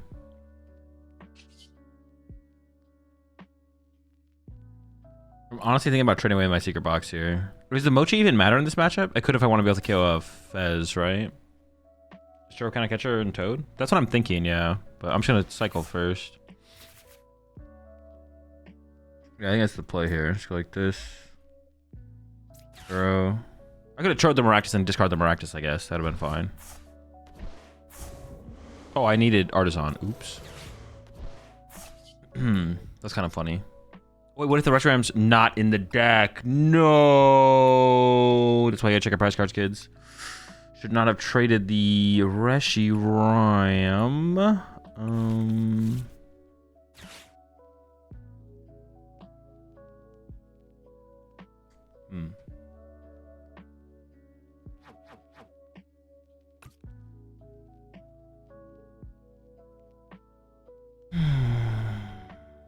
Yep.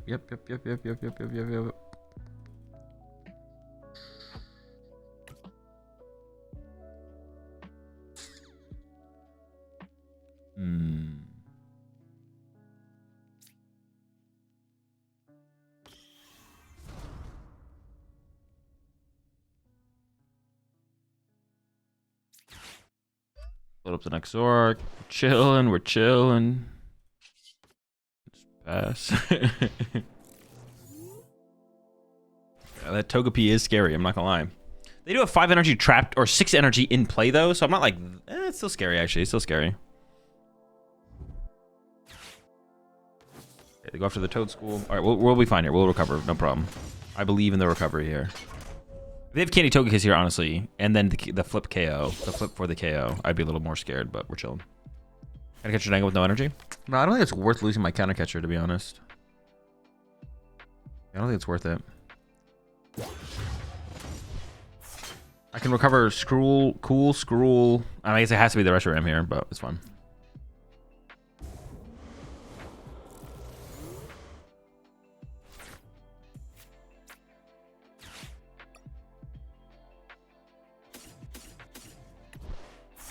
The whole gang back.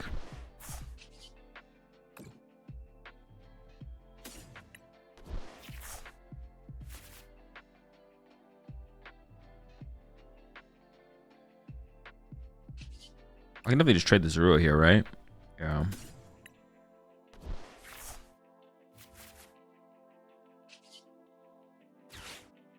They're down 4 energy. How do they play 11? They still have ESP left as well, right? I should probably just go chase the Togepi here, I guess.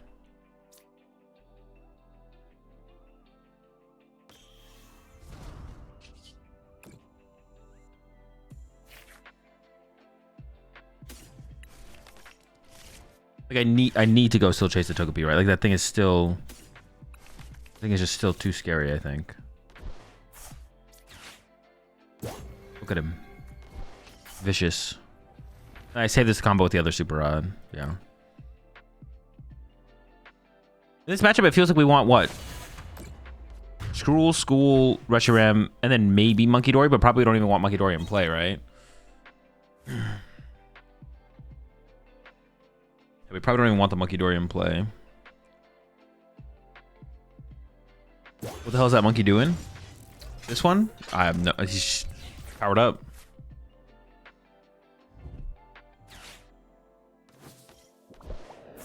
Again, bro? They just always have it, man. Can't you just leave the is that their 4th boss? Okay, that's boss number 4. They do not have any more. I only have 1 stadium bump for Lavencia though. Dude, yeah, my trades have been pretty bad here, I'm not gonna lie. I definitely could have traded quite a bit more efficiently. A couple times now. Choco Peak 1 candy, 1 candy line. Yeah, it's usually just 101. What deck are you looking forward to the most on Thursday? Probably Mega Lucario.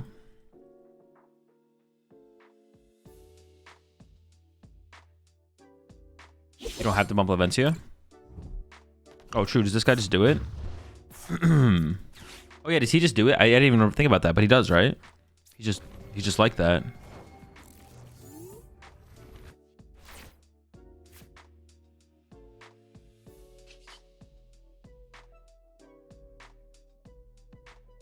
He did it before it died, yes.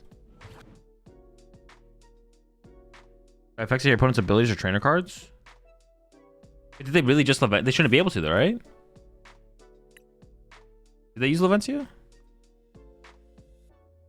Oh no, they didn't use it. They played it, but they didn't use it. Okay.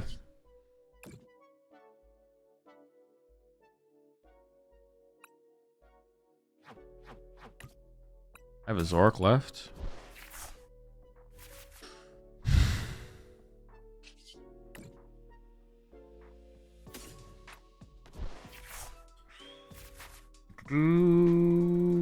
Not optimal, that's for sure. I said they were out of what's it called though, right? They are out of boss. They could still have a counter catcher left that they could use at some point. What am I hoping to draw into Night Stretcher here, I guess? Like, I think I can put Zorua down now at this point, right? And just go Zorua Punch or something like that. Such a high... Oh, all their energy's in their deck still. Oh, no, they have 3 in the discard. Maybe they whip the KO. It's possible.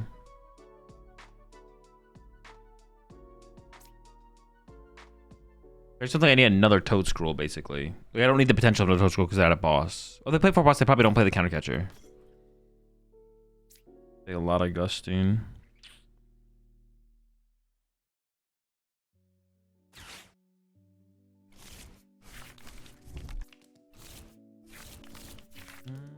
Oh, that is pretty good, folks. That's pretty good.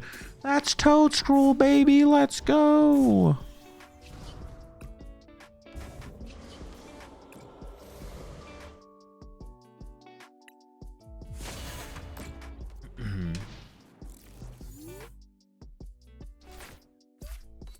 Seems fine.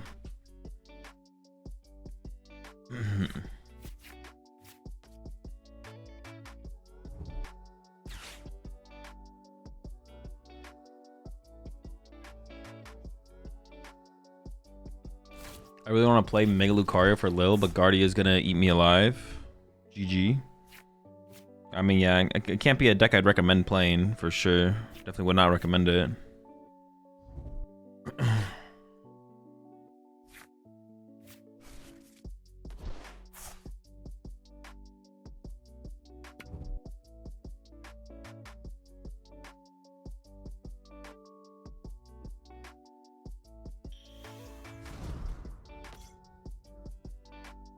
Start swinging with Baby Go here? Sure. Yo, appreciate too much up there, Dr. Gabinator. Welcome to the Rat Pack. We're gonna strike it rich.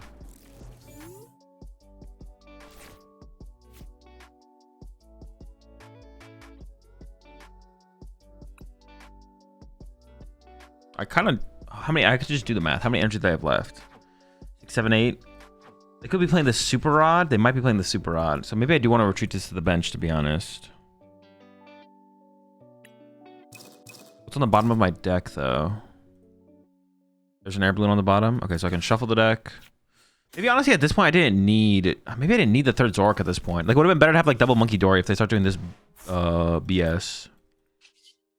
But I guess I can Turo the Zoroark out of play at some point, maybe. I don't even know what I have left for resources, though.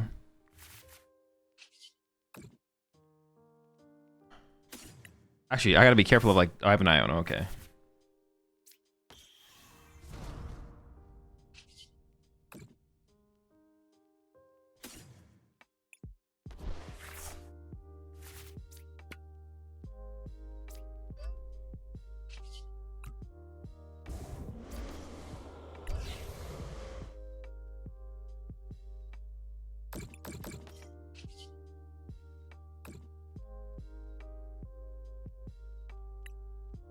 I mean, we're swinging, we're swinging.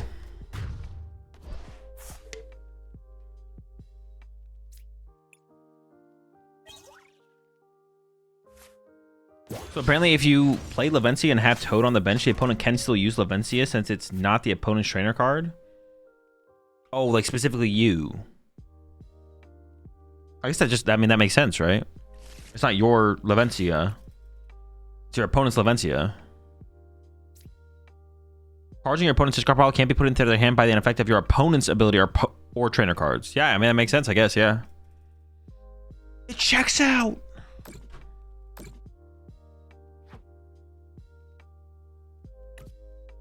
I want Turo this turn. I want to Turo this guy and get a second Monkey Dory in play so I can beat their Monkey Dory with my Monkey Dory.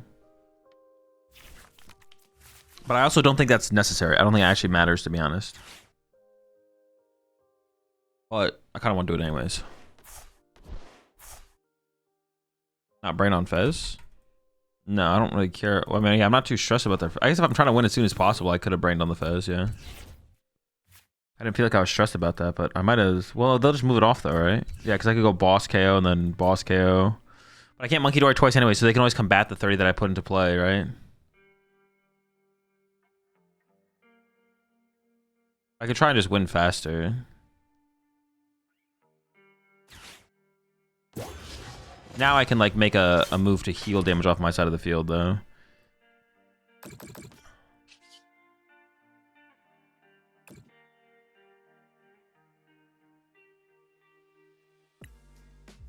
Iono for deck out? No.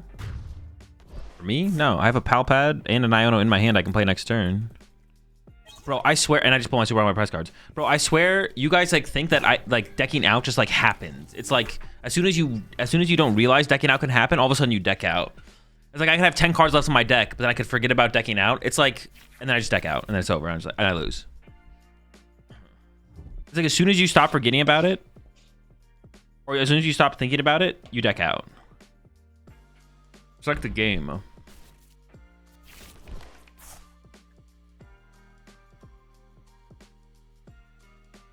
If you remember the game, you lose the game. Does anyone else remember the game? Anyone else know what I'm talking about? Mochi.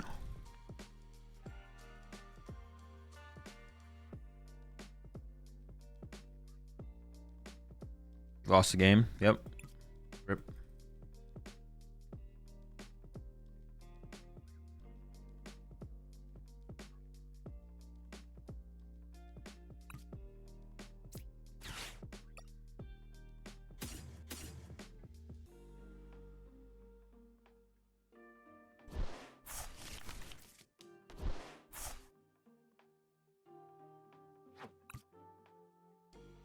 It's hard to treat knockout, right?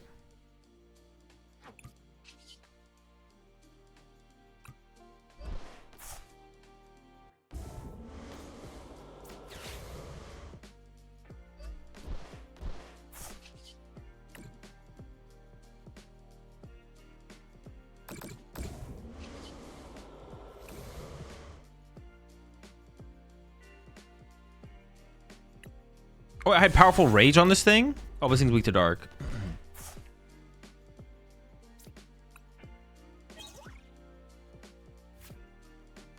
They boss you deck out? What? You had game there? Did I actually have game there? Should read botch. Checking everyone's deck before top cut seems reasonable for sure, but in between every single round of cut, I don't know, it seems kind of unreasonable, unnecessary.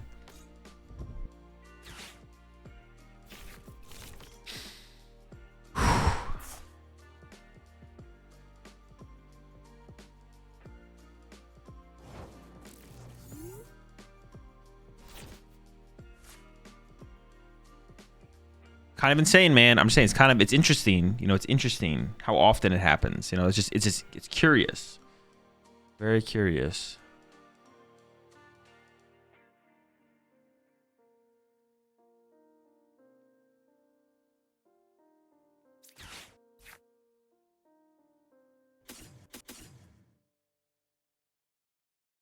Very curious.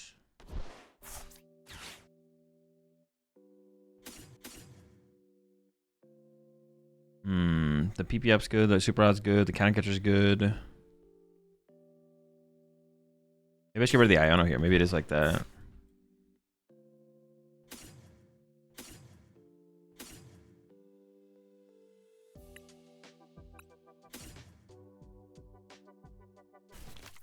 I don't really want to use the Artisan here. I don't want to give them Artisan, actually. I just want to like do this and chill. And keep the Artisan maybe as like a counter stadium on the next turn or something. That'd be more thorough with the price checking.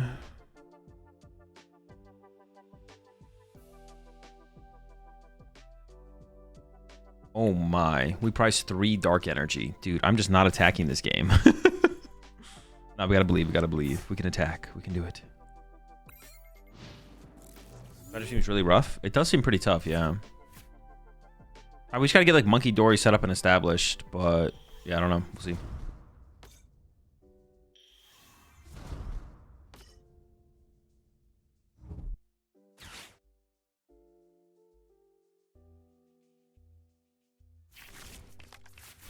You think Wellspring could be better in this? Or no, because it's a two-prizer? Instead of the Maractus? I don't know. I don't really know the the value of one over the other, to be honest. One thing I don't understand is that Calvin and Aban play different colored sleeves. I mean, it's not that, dude. I don't know why people keep bringing that up. That's like, it's not that crazy. Like the monkey was on Calvin's side of the field and he just picked it up. It was face up. Like, I've heard multiple people say that now. But if you just like watch the video, it's like, okay, yeah, that's reasonable. That's not the craziest thing I've ever seen.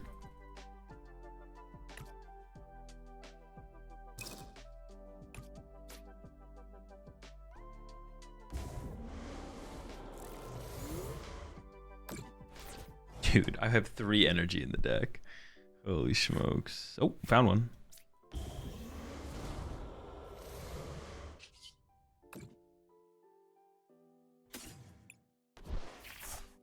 Oh, wait, that's kind of an insane draw.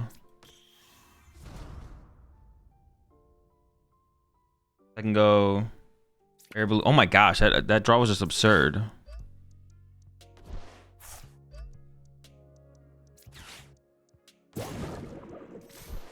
I don't want to put this in play if I don't have to, but I don't really want to save my watchtowers. I think I just throw this out and then play Iono, to be honest.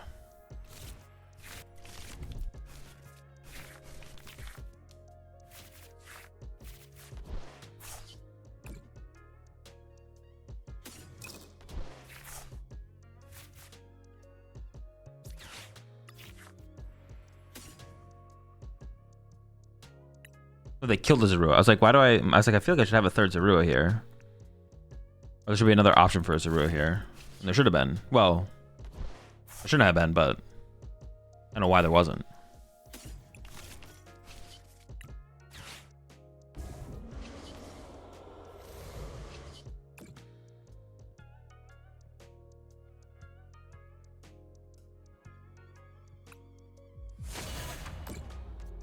Don't forget to roast Chip on the pod this week about Clemson losing at home. Oh yeah, I'll lock in. I gotta remember that.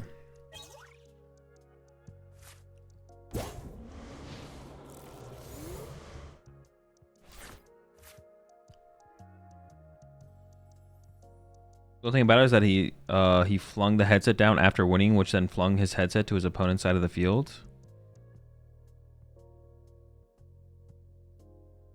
You don't like Toadstool here? I don't think so, no. I mean, Night Charger isn't that highly valued in Grimmsnarl. It's like so much to set up, and then like Frostlash just like picks on it on the bench. I think we just want bench space for more Monkey Doors and Zoroarks, yeah. Yeah, Monkey Doors and Zoroarks I think is like what we want to keep bench space for. Dude, they got him back, bro. Just let him die. Oh, they literally have the Frostlash in hand. Azul, where did the joke do? Why do you guys keep calling it a joke? Where did the joke of Chip chewing on wires come up? Why do you guys think this is a joke? You guys keep saying, where did the joke? What joke?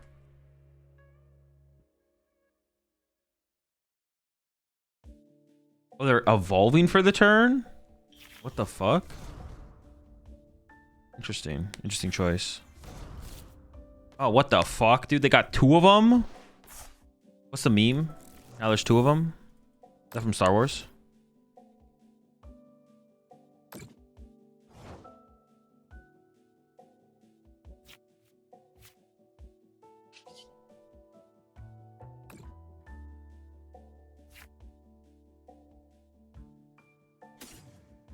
Oh, let's get the monkey set up.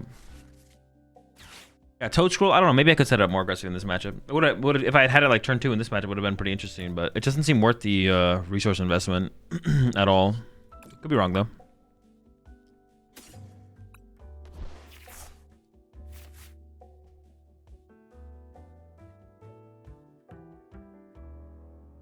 I can double Monkey Dory 6 here. It doesn't kill it though. The E-switch could be very good though later on. This hand is so good. Like I think the Fez is like the worst card in the hand, I'm pretty sure. PP up is insane. I really want a boss here.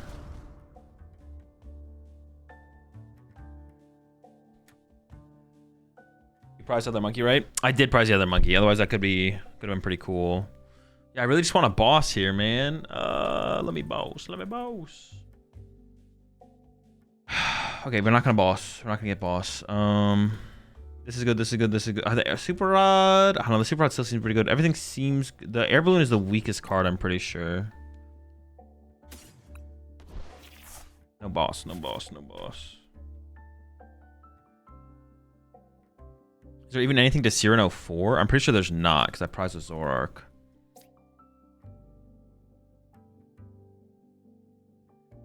Okay, so if I hit this for 170,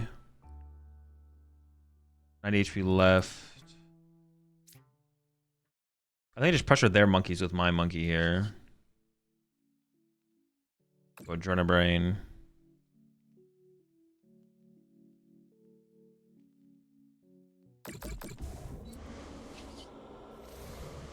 Night Joker swing and pray.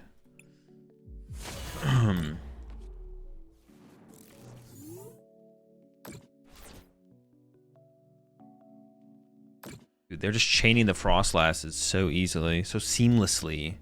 And maybe I should be playing, I don't know, maybe I should be... God, the Toad Scroll seems so weak, though. The Toad Scroll seems so hella weak in the matchup. It seems like so easy for them to play around and just kind of like gives them like an extra prize card on the bench to like Frost Last 4 later. They could TMD with me this turn. I don't think I'm that... Oh, they're Shadow Bulleting. Oh, do I die? No, I don't die, though. My active doesn't die. Okay, this is sick, actually. Okay, oh my gosh, we are cooking. We're in business! That's business.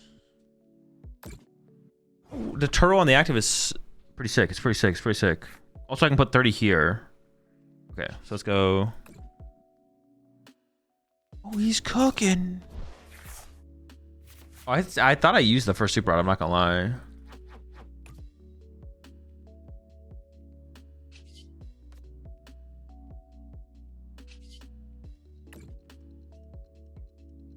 I'm gonna need the nitrogen to recover that energy because I prize the rest of my energy. Oh, and I can also Watchtower bump this? Dude, I'm drawing insane. How much HP does this have? 90? Okay, we have to KO it with a Zoroark then. Oh, we drew the energy. What the heck?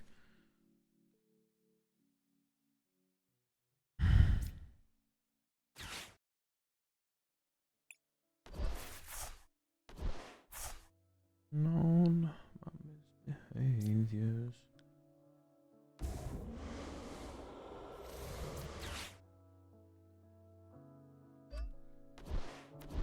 I do want to attack here, even though it's like a pretty low value attack.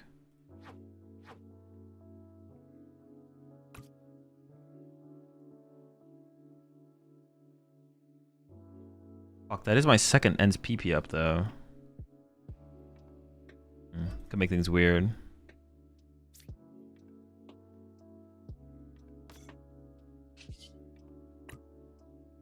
Team Diva was still pretty good from them next turn. That's why I kind of was thinking about benching another Zorua, but I think I just leave the bench space open. I definitely replace the stadium here, though. Maybe I play the Super Rod anyways, though? No, I don't think so. I think I just wait.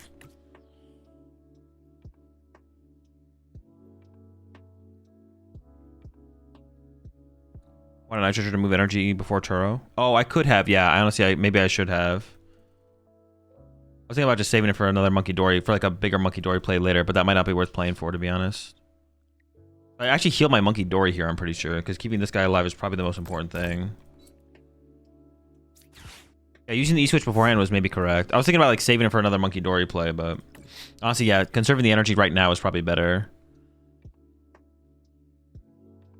Actually, though, where would I have moved it to? Because I would want to put it on the Zorua. Putting it here is not very good. Actually, no, I don't even know if the E-Switch actually makes any sense, to be honest. Because where would I put the... Oh, I could have E-Switched it to the next Zoroark I was bringing up. That's what I could have done. Yeah. Good point. Dude, I drew literally the worst 2 prize cards I could draw. My prize cards are 3 Dark Energy and a Monkey Dory. And then a Zoroark and a Watchtower. I literally drew the worst... Okay, I guaranteed get a... No, wait, I've already drawn one of my other prize cards at this point. Oh, I drew an Energy. I must have gotten Energy. Okay, cool. I only have 2 prize cards left, so that doesn't make any sense at all. I must have pulled an Energy at some point. My first prize card must have been an Energy. Oh boy, the Grim. Yeah, I should have used the E-Switch and then I could have attached a Zorua for turn or something like that. If they have Iono here, we're kind of in trouble. We'll see if they have it though.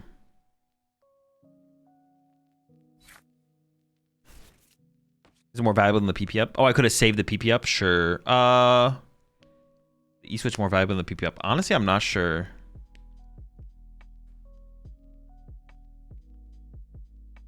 Not 100% sure. Okay, just Shadow Bulleting. Good. So there are 2 cards in the hand must not be that good. Wait, can I just win with this guy? Using Outrage?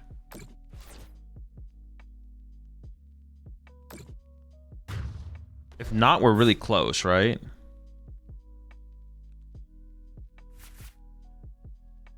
How much does it do? 20 times? Dude, there's too much math going on. I'm gonna take...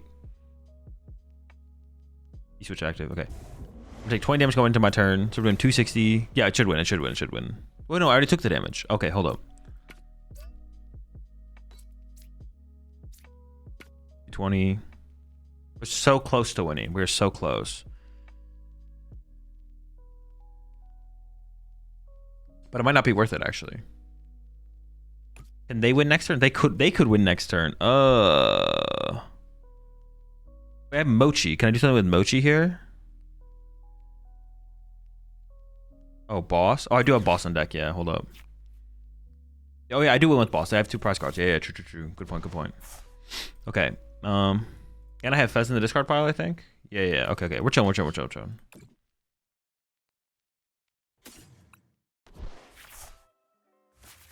I didn't draw the boss yet. I don't think I don't know them here, but maybe I could. Monkey switch monkey.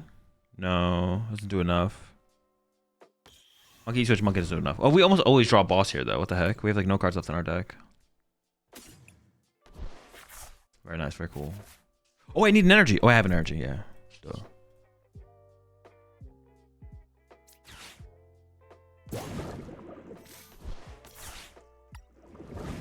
Oh no, no energy.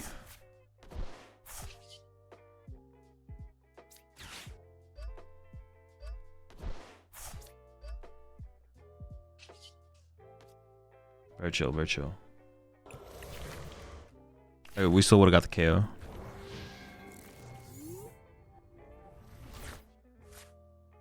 Plus 30 monkey. I couldn't monkey twice, Darren. I could only monkey a single time. If I E-switch from my monkey to my monkey, I can't attack with Zoroark.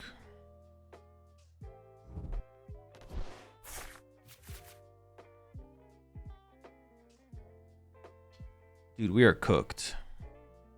Why would they bench 2 Iron Hands, though? What is this guy doing? This guy was not invited to the party. Oh, we hit the exact same Miraidon player.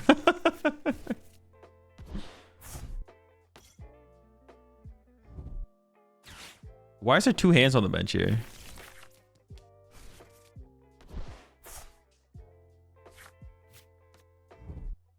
have a second E-switch. True. It's a pretty good card in the deck. I don't hate it.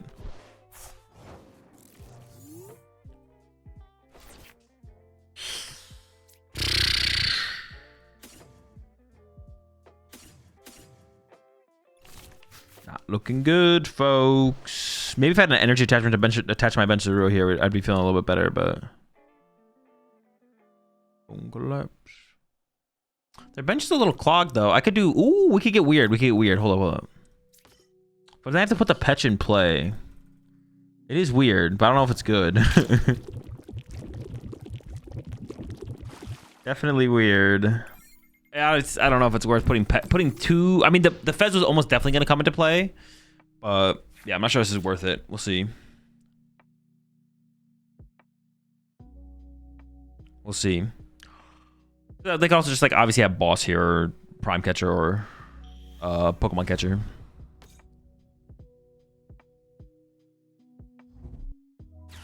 Max Spell will cook you? Yeah, let's just invent cards that no Miraidon player plays, and then talk about how it beats me in the situation. So, you know, if you dead draw your next game, you'll probably lose, right? Oh, fuck, really? Shit. If they have Max Spell, they deserve to win. Also true, yeah.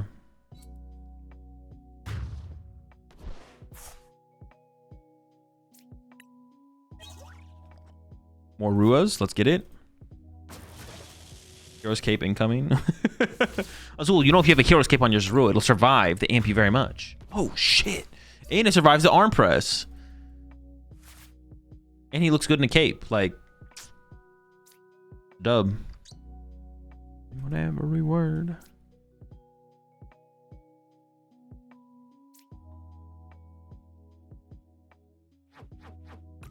Interesting situation for sure.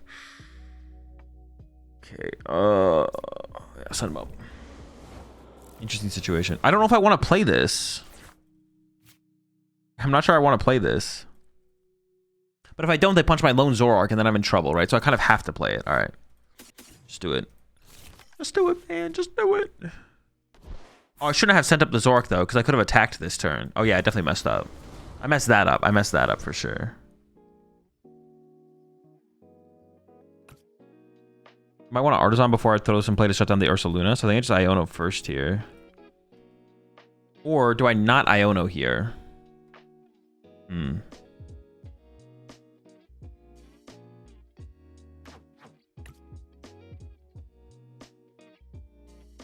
Nothing tells me how good their hand is. Like, it's not. It would never be to disrupt them. It just like lets me see +6, +5 cards, I guess. But I mean, the hand's pretty low quality though, right? I probably just Iono, yeah. I probably just Iono. The hand's like pretty low value.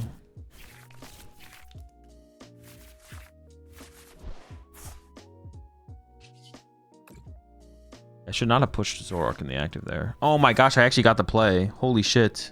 Wait, no, I need a Dark Energy still. I need a Dark Energy and then I have the play. Holy smokes.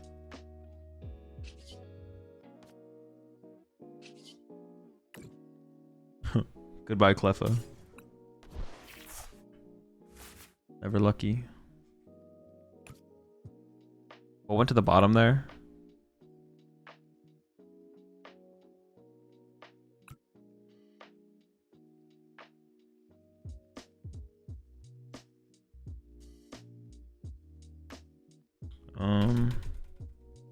I could put Fez in the active here to let it absorb a hit instead of letting my Zoroark absorb a hit, but I think I want the Zoroark to be able to 1-KO the hands, right? Or actually, do I? I don't know. Oh, I could actually Maractus here. Hold up. I could actually Maractus. Maybe that's the play. Yeah, let's go. Let's Maractus here. I'm down. Let's do it.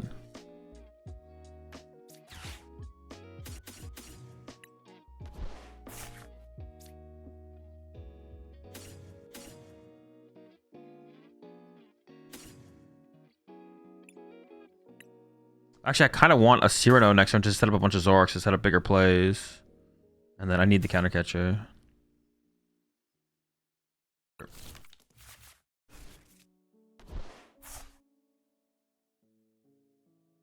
I want Air Balloon on this? Maybe not, right?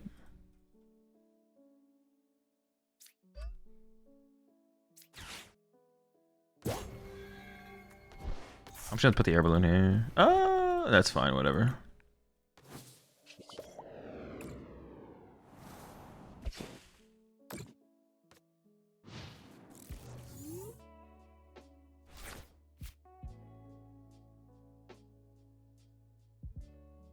What deck do you think will be better, Mega Venusaur or Hydrapple? I have no clue. That's something I've thought about.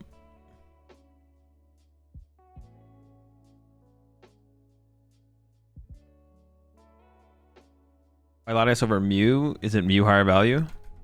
Yeah, honestly, you're kind of right. He's a little bit higher value. I agree, yeah. Although Latias, though, I can trap and then eventually KO with Monkey Dory moving the 10 off the Fez, though.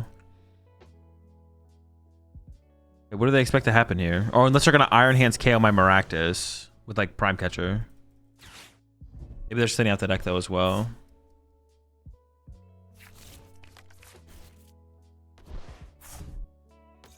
Prime? Nope, not yet. They could still have, though. So we do a stream this week to build some lists for the new set to try out? Kind of like you did with Black and White set? Nah. Not this week. Or not for this set, excuse me.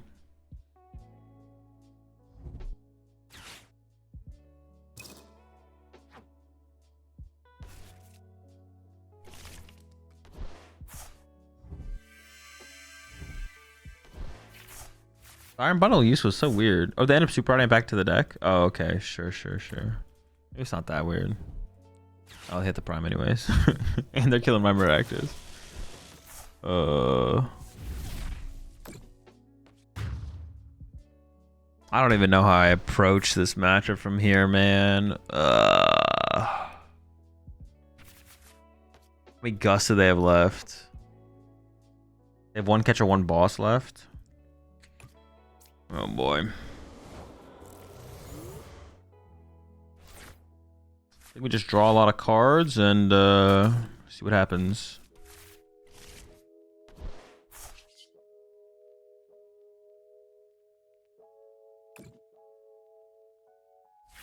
Maybe try and get back into Maractus. That could be a play. We'll see.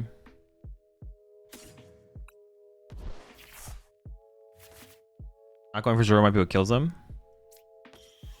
I mean, this is definitely the better play from them.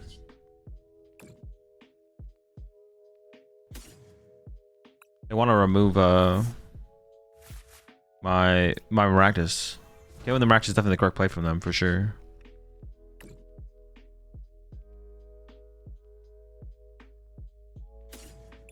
Should I have played the Super Rod there actually? Cover what? Maractus Energy, Zorua. I mean, I don't really need the Zorua, obviously.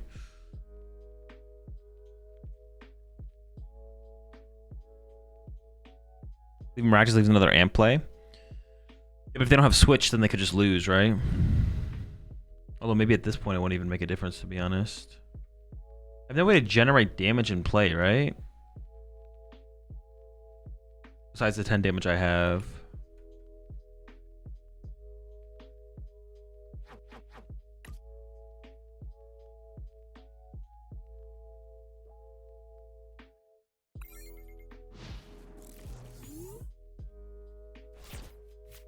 Poison slowly. Well, no, but I can't do that while I'm Maractusing. Like, I have this 10 damage to work with, and that's it. Oh, they could give me some damage here, though. They could punch me and give me damage to work with. Is what that's how we could play this here. Or that's how it could go to help us.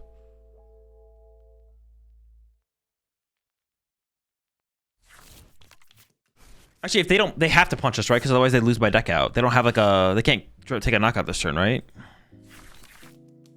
Yeah, they have to punch. They have to punch.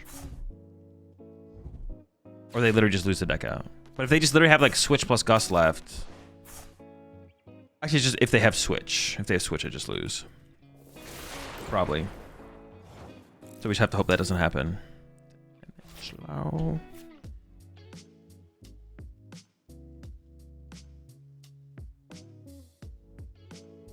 Okay. So I know my win con.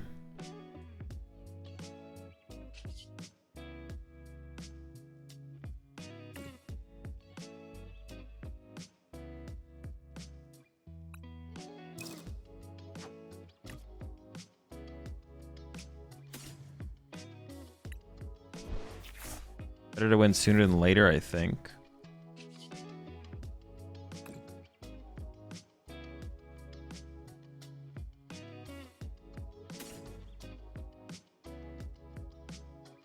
Back with Petchy X kills Zek. Petchy X kills Zek. Then I just lose to a Gust, or they just punch my Petch. And then I still need to deal with that situation. I kind of want to make them show me the switch, to be honest. I want to make them show me the switch. I want to see that they have a switch. I can just win here if they don't have a switch, for sure.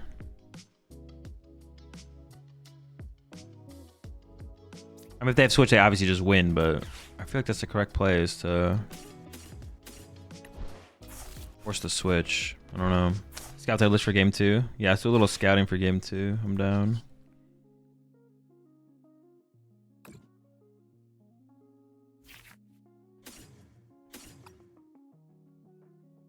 Let's go. Actually, don't want to trade anything in my hand.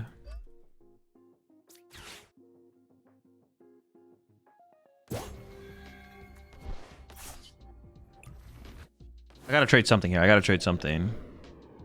2 turtles left. Plenty of energy left. Want to keep the air balloon. Want to keep the watchtower just in case.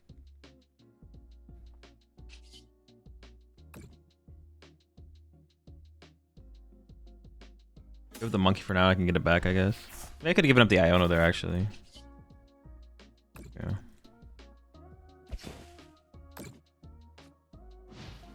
Yeah, if they just have a switch here, though, we just lose. I mean, yeah, I could have gone for Petchy X, KO Zekrom. I had the counter catcher Iono combo, KO the Zek.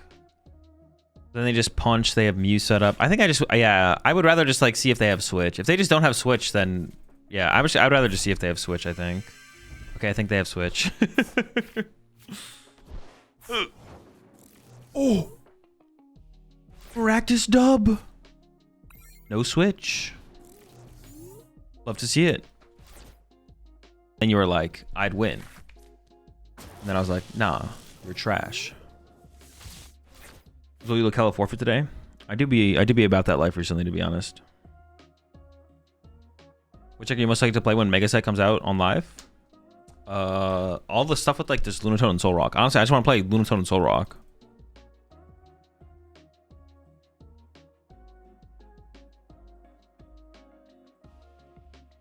What are your thoughts on people's thoughts about the Pittsburgh Regional Finals?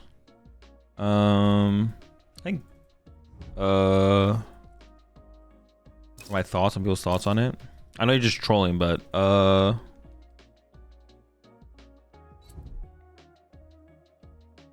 my thoughts on my thoughts on it? What are my thoughts on my thoughts on my thoughts on my thoughts on my thoughts?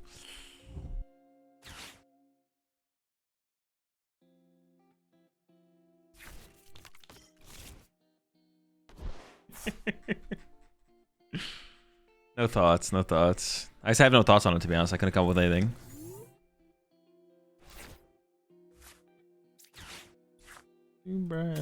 Wait, actually, is it even a Cleffa angle? It doesn't have to be a Cleffa angle, actually. I was gonna go into Cleffa here, but I want it to be a Cleffa angle, though. What do we need in this matchup? Reshiram and Zoroarks?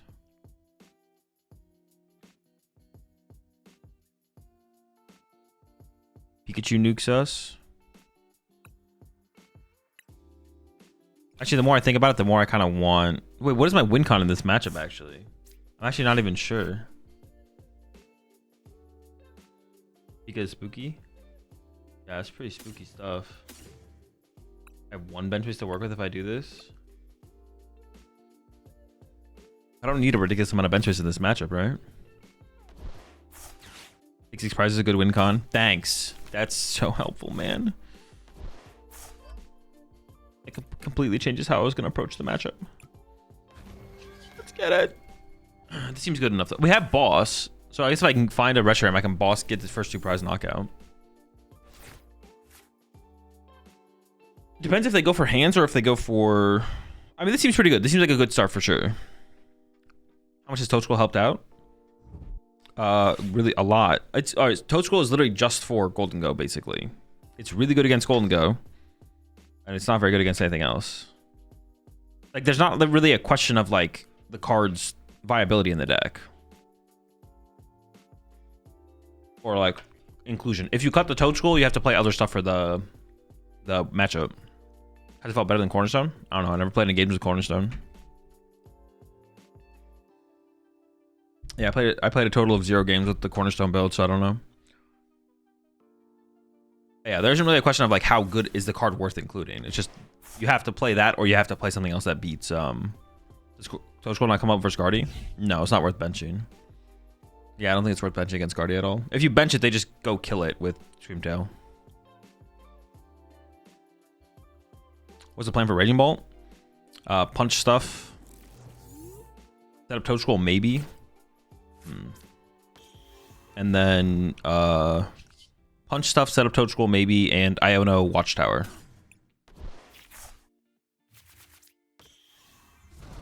Putting Fez in play in this matchup is like really, really bad, and the rest of the cards in my hand are really, really good. Well, the Super Out's kind of questionably good. I'm gonna go to the Fez though. Kind of a scumbag. The Fez is.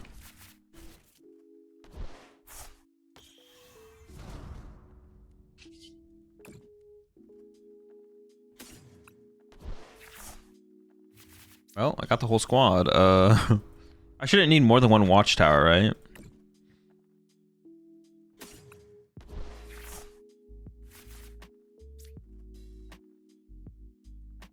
I mean, punching the active is like pretty good here, actually. It's an insane draw and an insane whiff. An insane whiff that they... Dude, wait, how did they prize Air Balloon? Dude, wait, did they just disconnect? What the fuck? They have Latias on their bench. Wait, what is going on? What am I missing here? I was like, that's crazy that they didn't, I was like, how did they whiff the turn 1 jolting charge?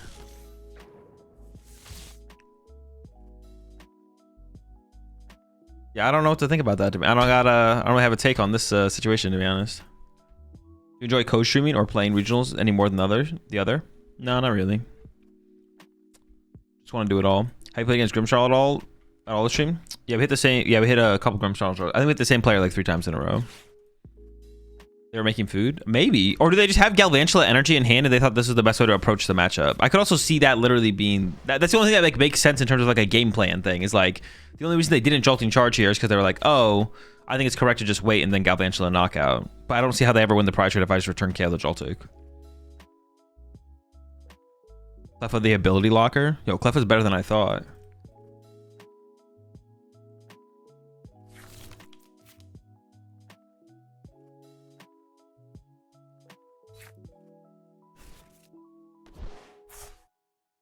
At least Dangle will have Mega Mawile to help against Cornerstone. You could play that, yeah. I mean, we already have the Zacian, though. The Zacian still might be better. Oh, shoot. What's going on here?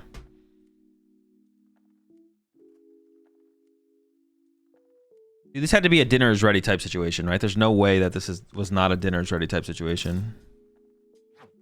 But now I can just go Boss KO Miraidon, or Boss KO Mew, then Boss KO Miraidon, then Boss KO Latias, and I just win. This build or the Fernando builds from Worlds? I don't know. I don't really have a strong opinion on the decks, on the best way to play Zoroark. If we draw the first 2 prize cards, and Counter Catcher is going to be pretty weak. E-Switch will also be pretty weak. Watchtower could still be good in a weird situation. So it's like, good. Super Rod's good to recover energy, so I make sure I have energy. I need the Palpad for the boss. E-Switch and Counter Catcher are the weakest. I'll keep the E-Switch because I have a Counter Catcher left in the deck probably still. Give up the Reshiram.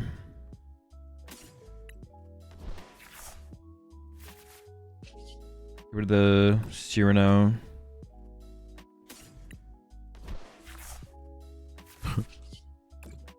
Get rid of D's.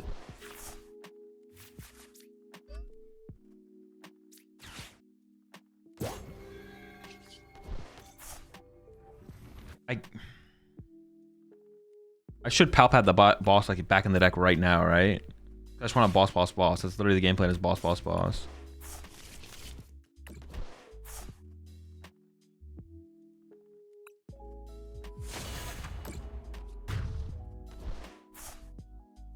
Looks like they're setting for Baby Galvantula. Oh, definitely at this point. Yeah, definitely at this point. Definitely what they're building up towards. You see Cynthia's guard jump being meta once mega? No clue. Haven't played in the format.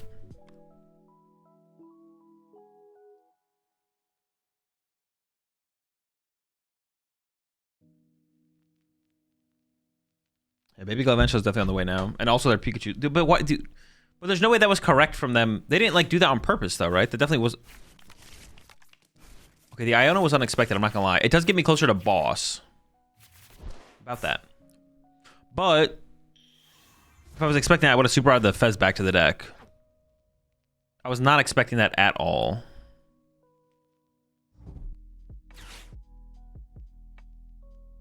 There's an NSPP up and an energy and a super out on the bottom of the deck. So if I can shuffle the deck before I start drawing, I will.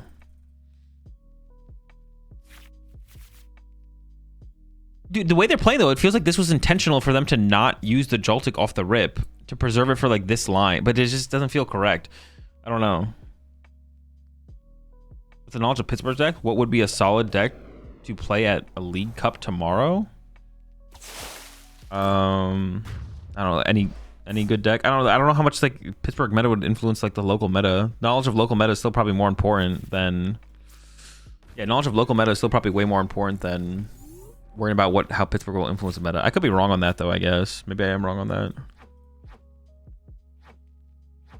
Could be wrong on that. Could be wrong on that. I want to leave one energy in the discard pile because I have 2 ends PP up left, I think. I don't know. I wouldn't worry about it that hard. You should just play a good deck that you know best. You shouldn't be worried about Mochi could honestly actually still come up as like a. What if I whiff here? I want to play Iono, right? So actually, let's get rid of the Mochi. Yeah, if I whiff here, I'm definitely Iono plus drawing with Cleffa. Please don't whiff. You might be whiffing, folks.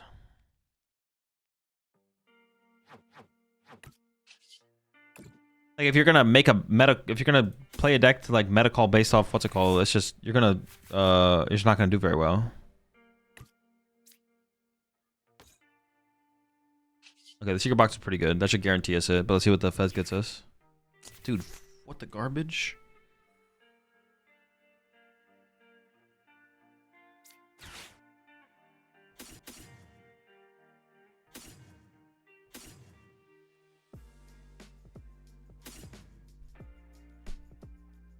Oh wait, isn't this my last ends PP up though?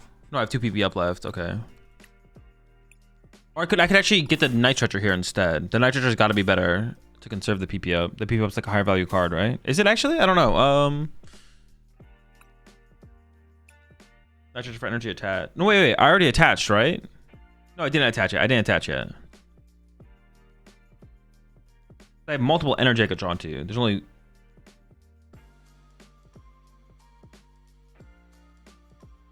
Yeah. No, it's got to be higher value to do this now. This has got to be the higher value play for sure. No question. No question. I was never even considering getting the other card. I was just testing you guys. Just making sure you guys are on your toes. You know what it is. You know what it is. You know how it is. You know where it is.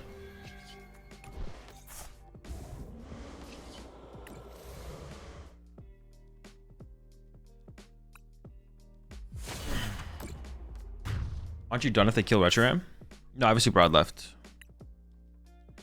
And then I have 2 turns to find it as well.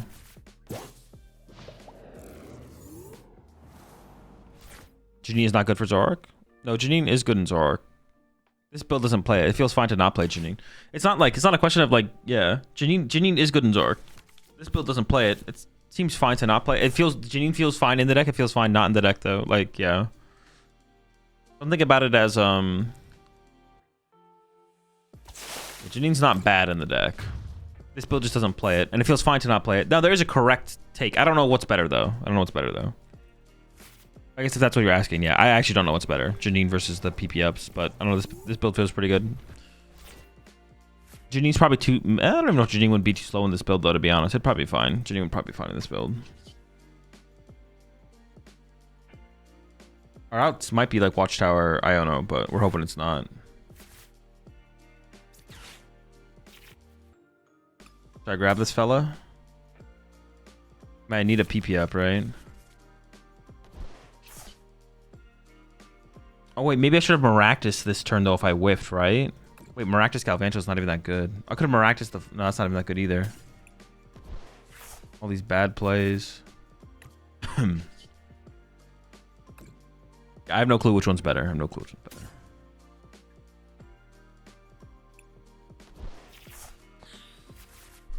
Ah, that sucks. We whiffed. Yeah, yikes. Damn. 2 PP up in the bottom 6? Always unlucky?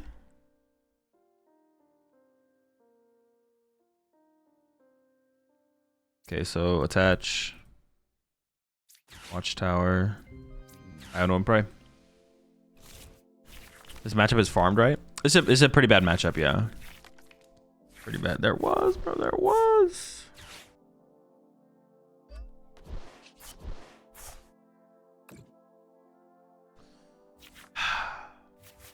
Oh, now the boss's order is on the bottom of the deck as well, though. Now my boss is on the bottom. Oh, no, but if they take a knockout, I draw 7, so we're chilling. Maybe they don't take the KO here, though, if they can avoid it, because they don't want to give me the Fez draw. Genie's cool because you could, like, Mochi Azuru and scratch something Guardy without Petch Downer for poison. Yeah. I'm getting for game. Bro, chill. Oh, my gosh. They were thinking about it too. They're like, do we just win here? So they're like, it's not boss for game, it's prime for game. Do I want it? Should I wait for my boss? Yash. Should I play Artisan to Shovel before Cleffa? Honestly, yeah, I think. Well, no, it doesn't matter. I draw 7. Oh, but they don't have to take a KO. Yeah, you're right. Yeah, because the Watchtower doesn't change anything. In my head, I was like, I can use Watchtower to shut down Ursaluna, but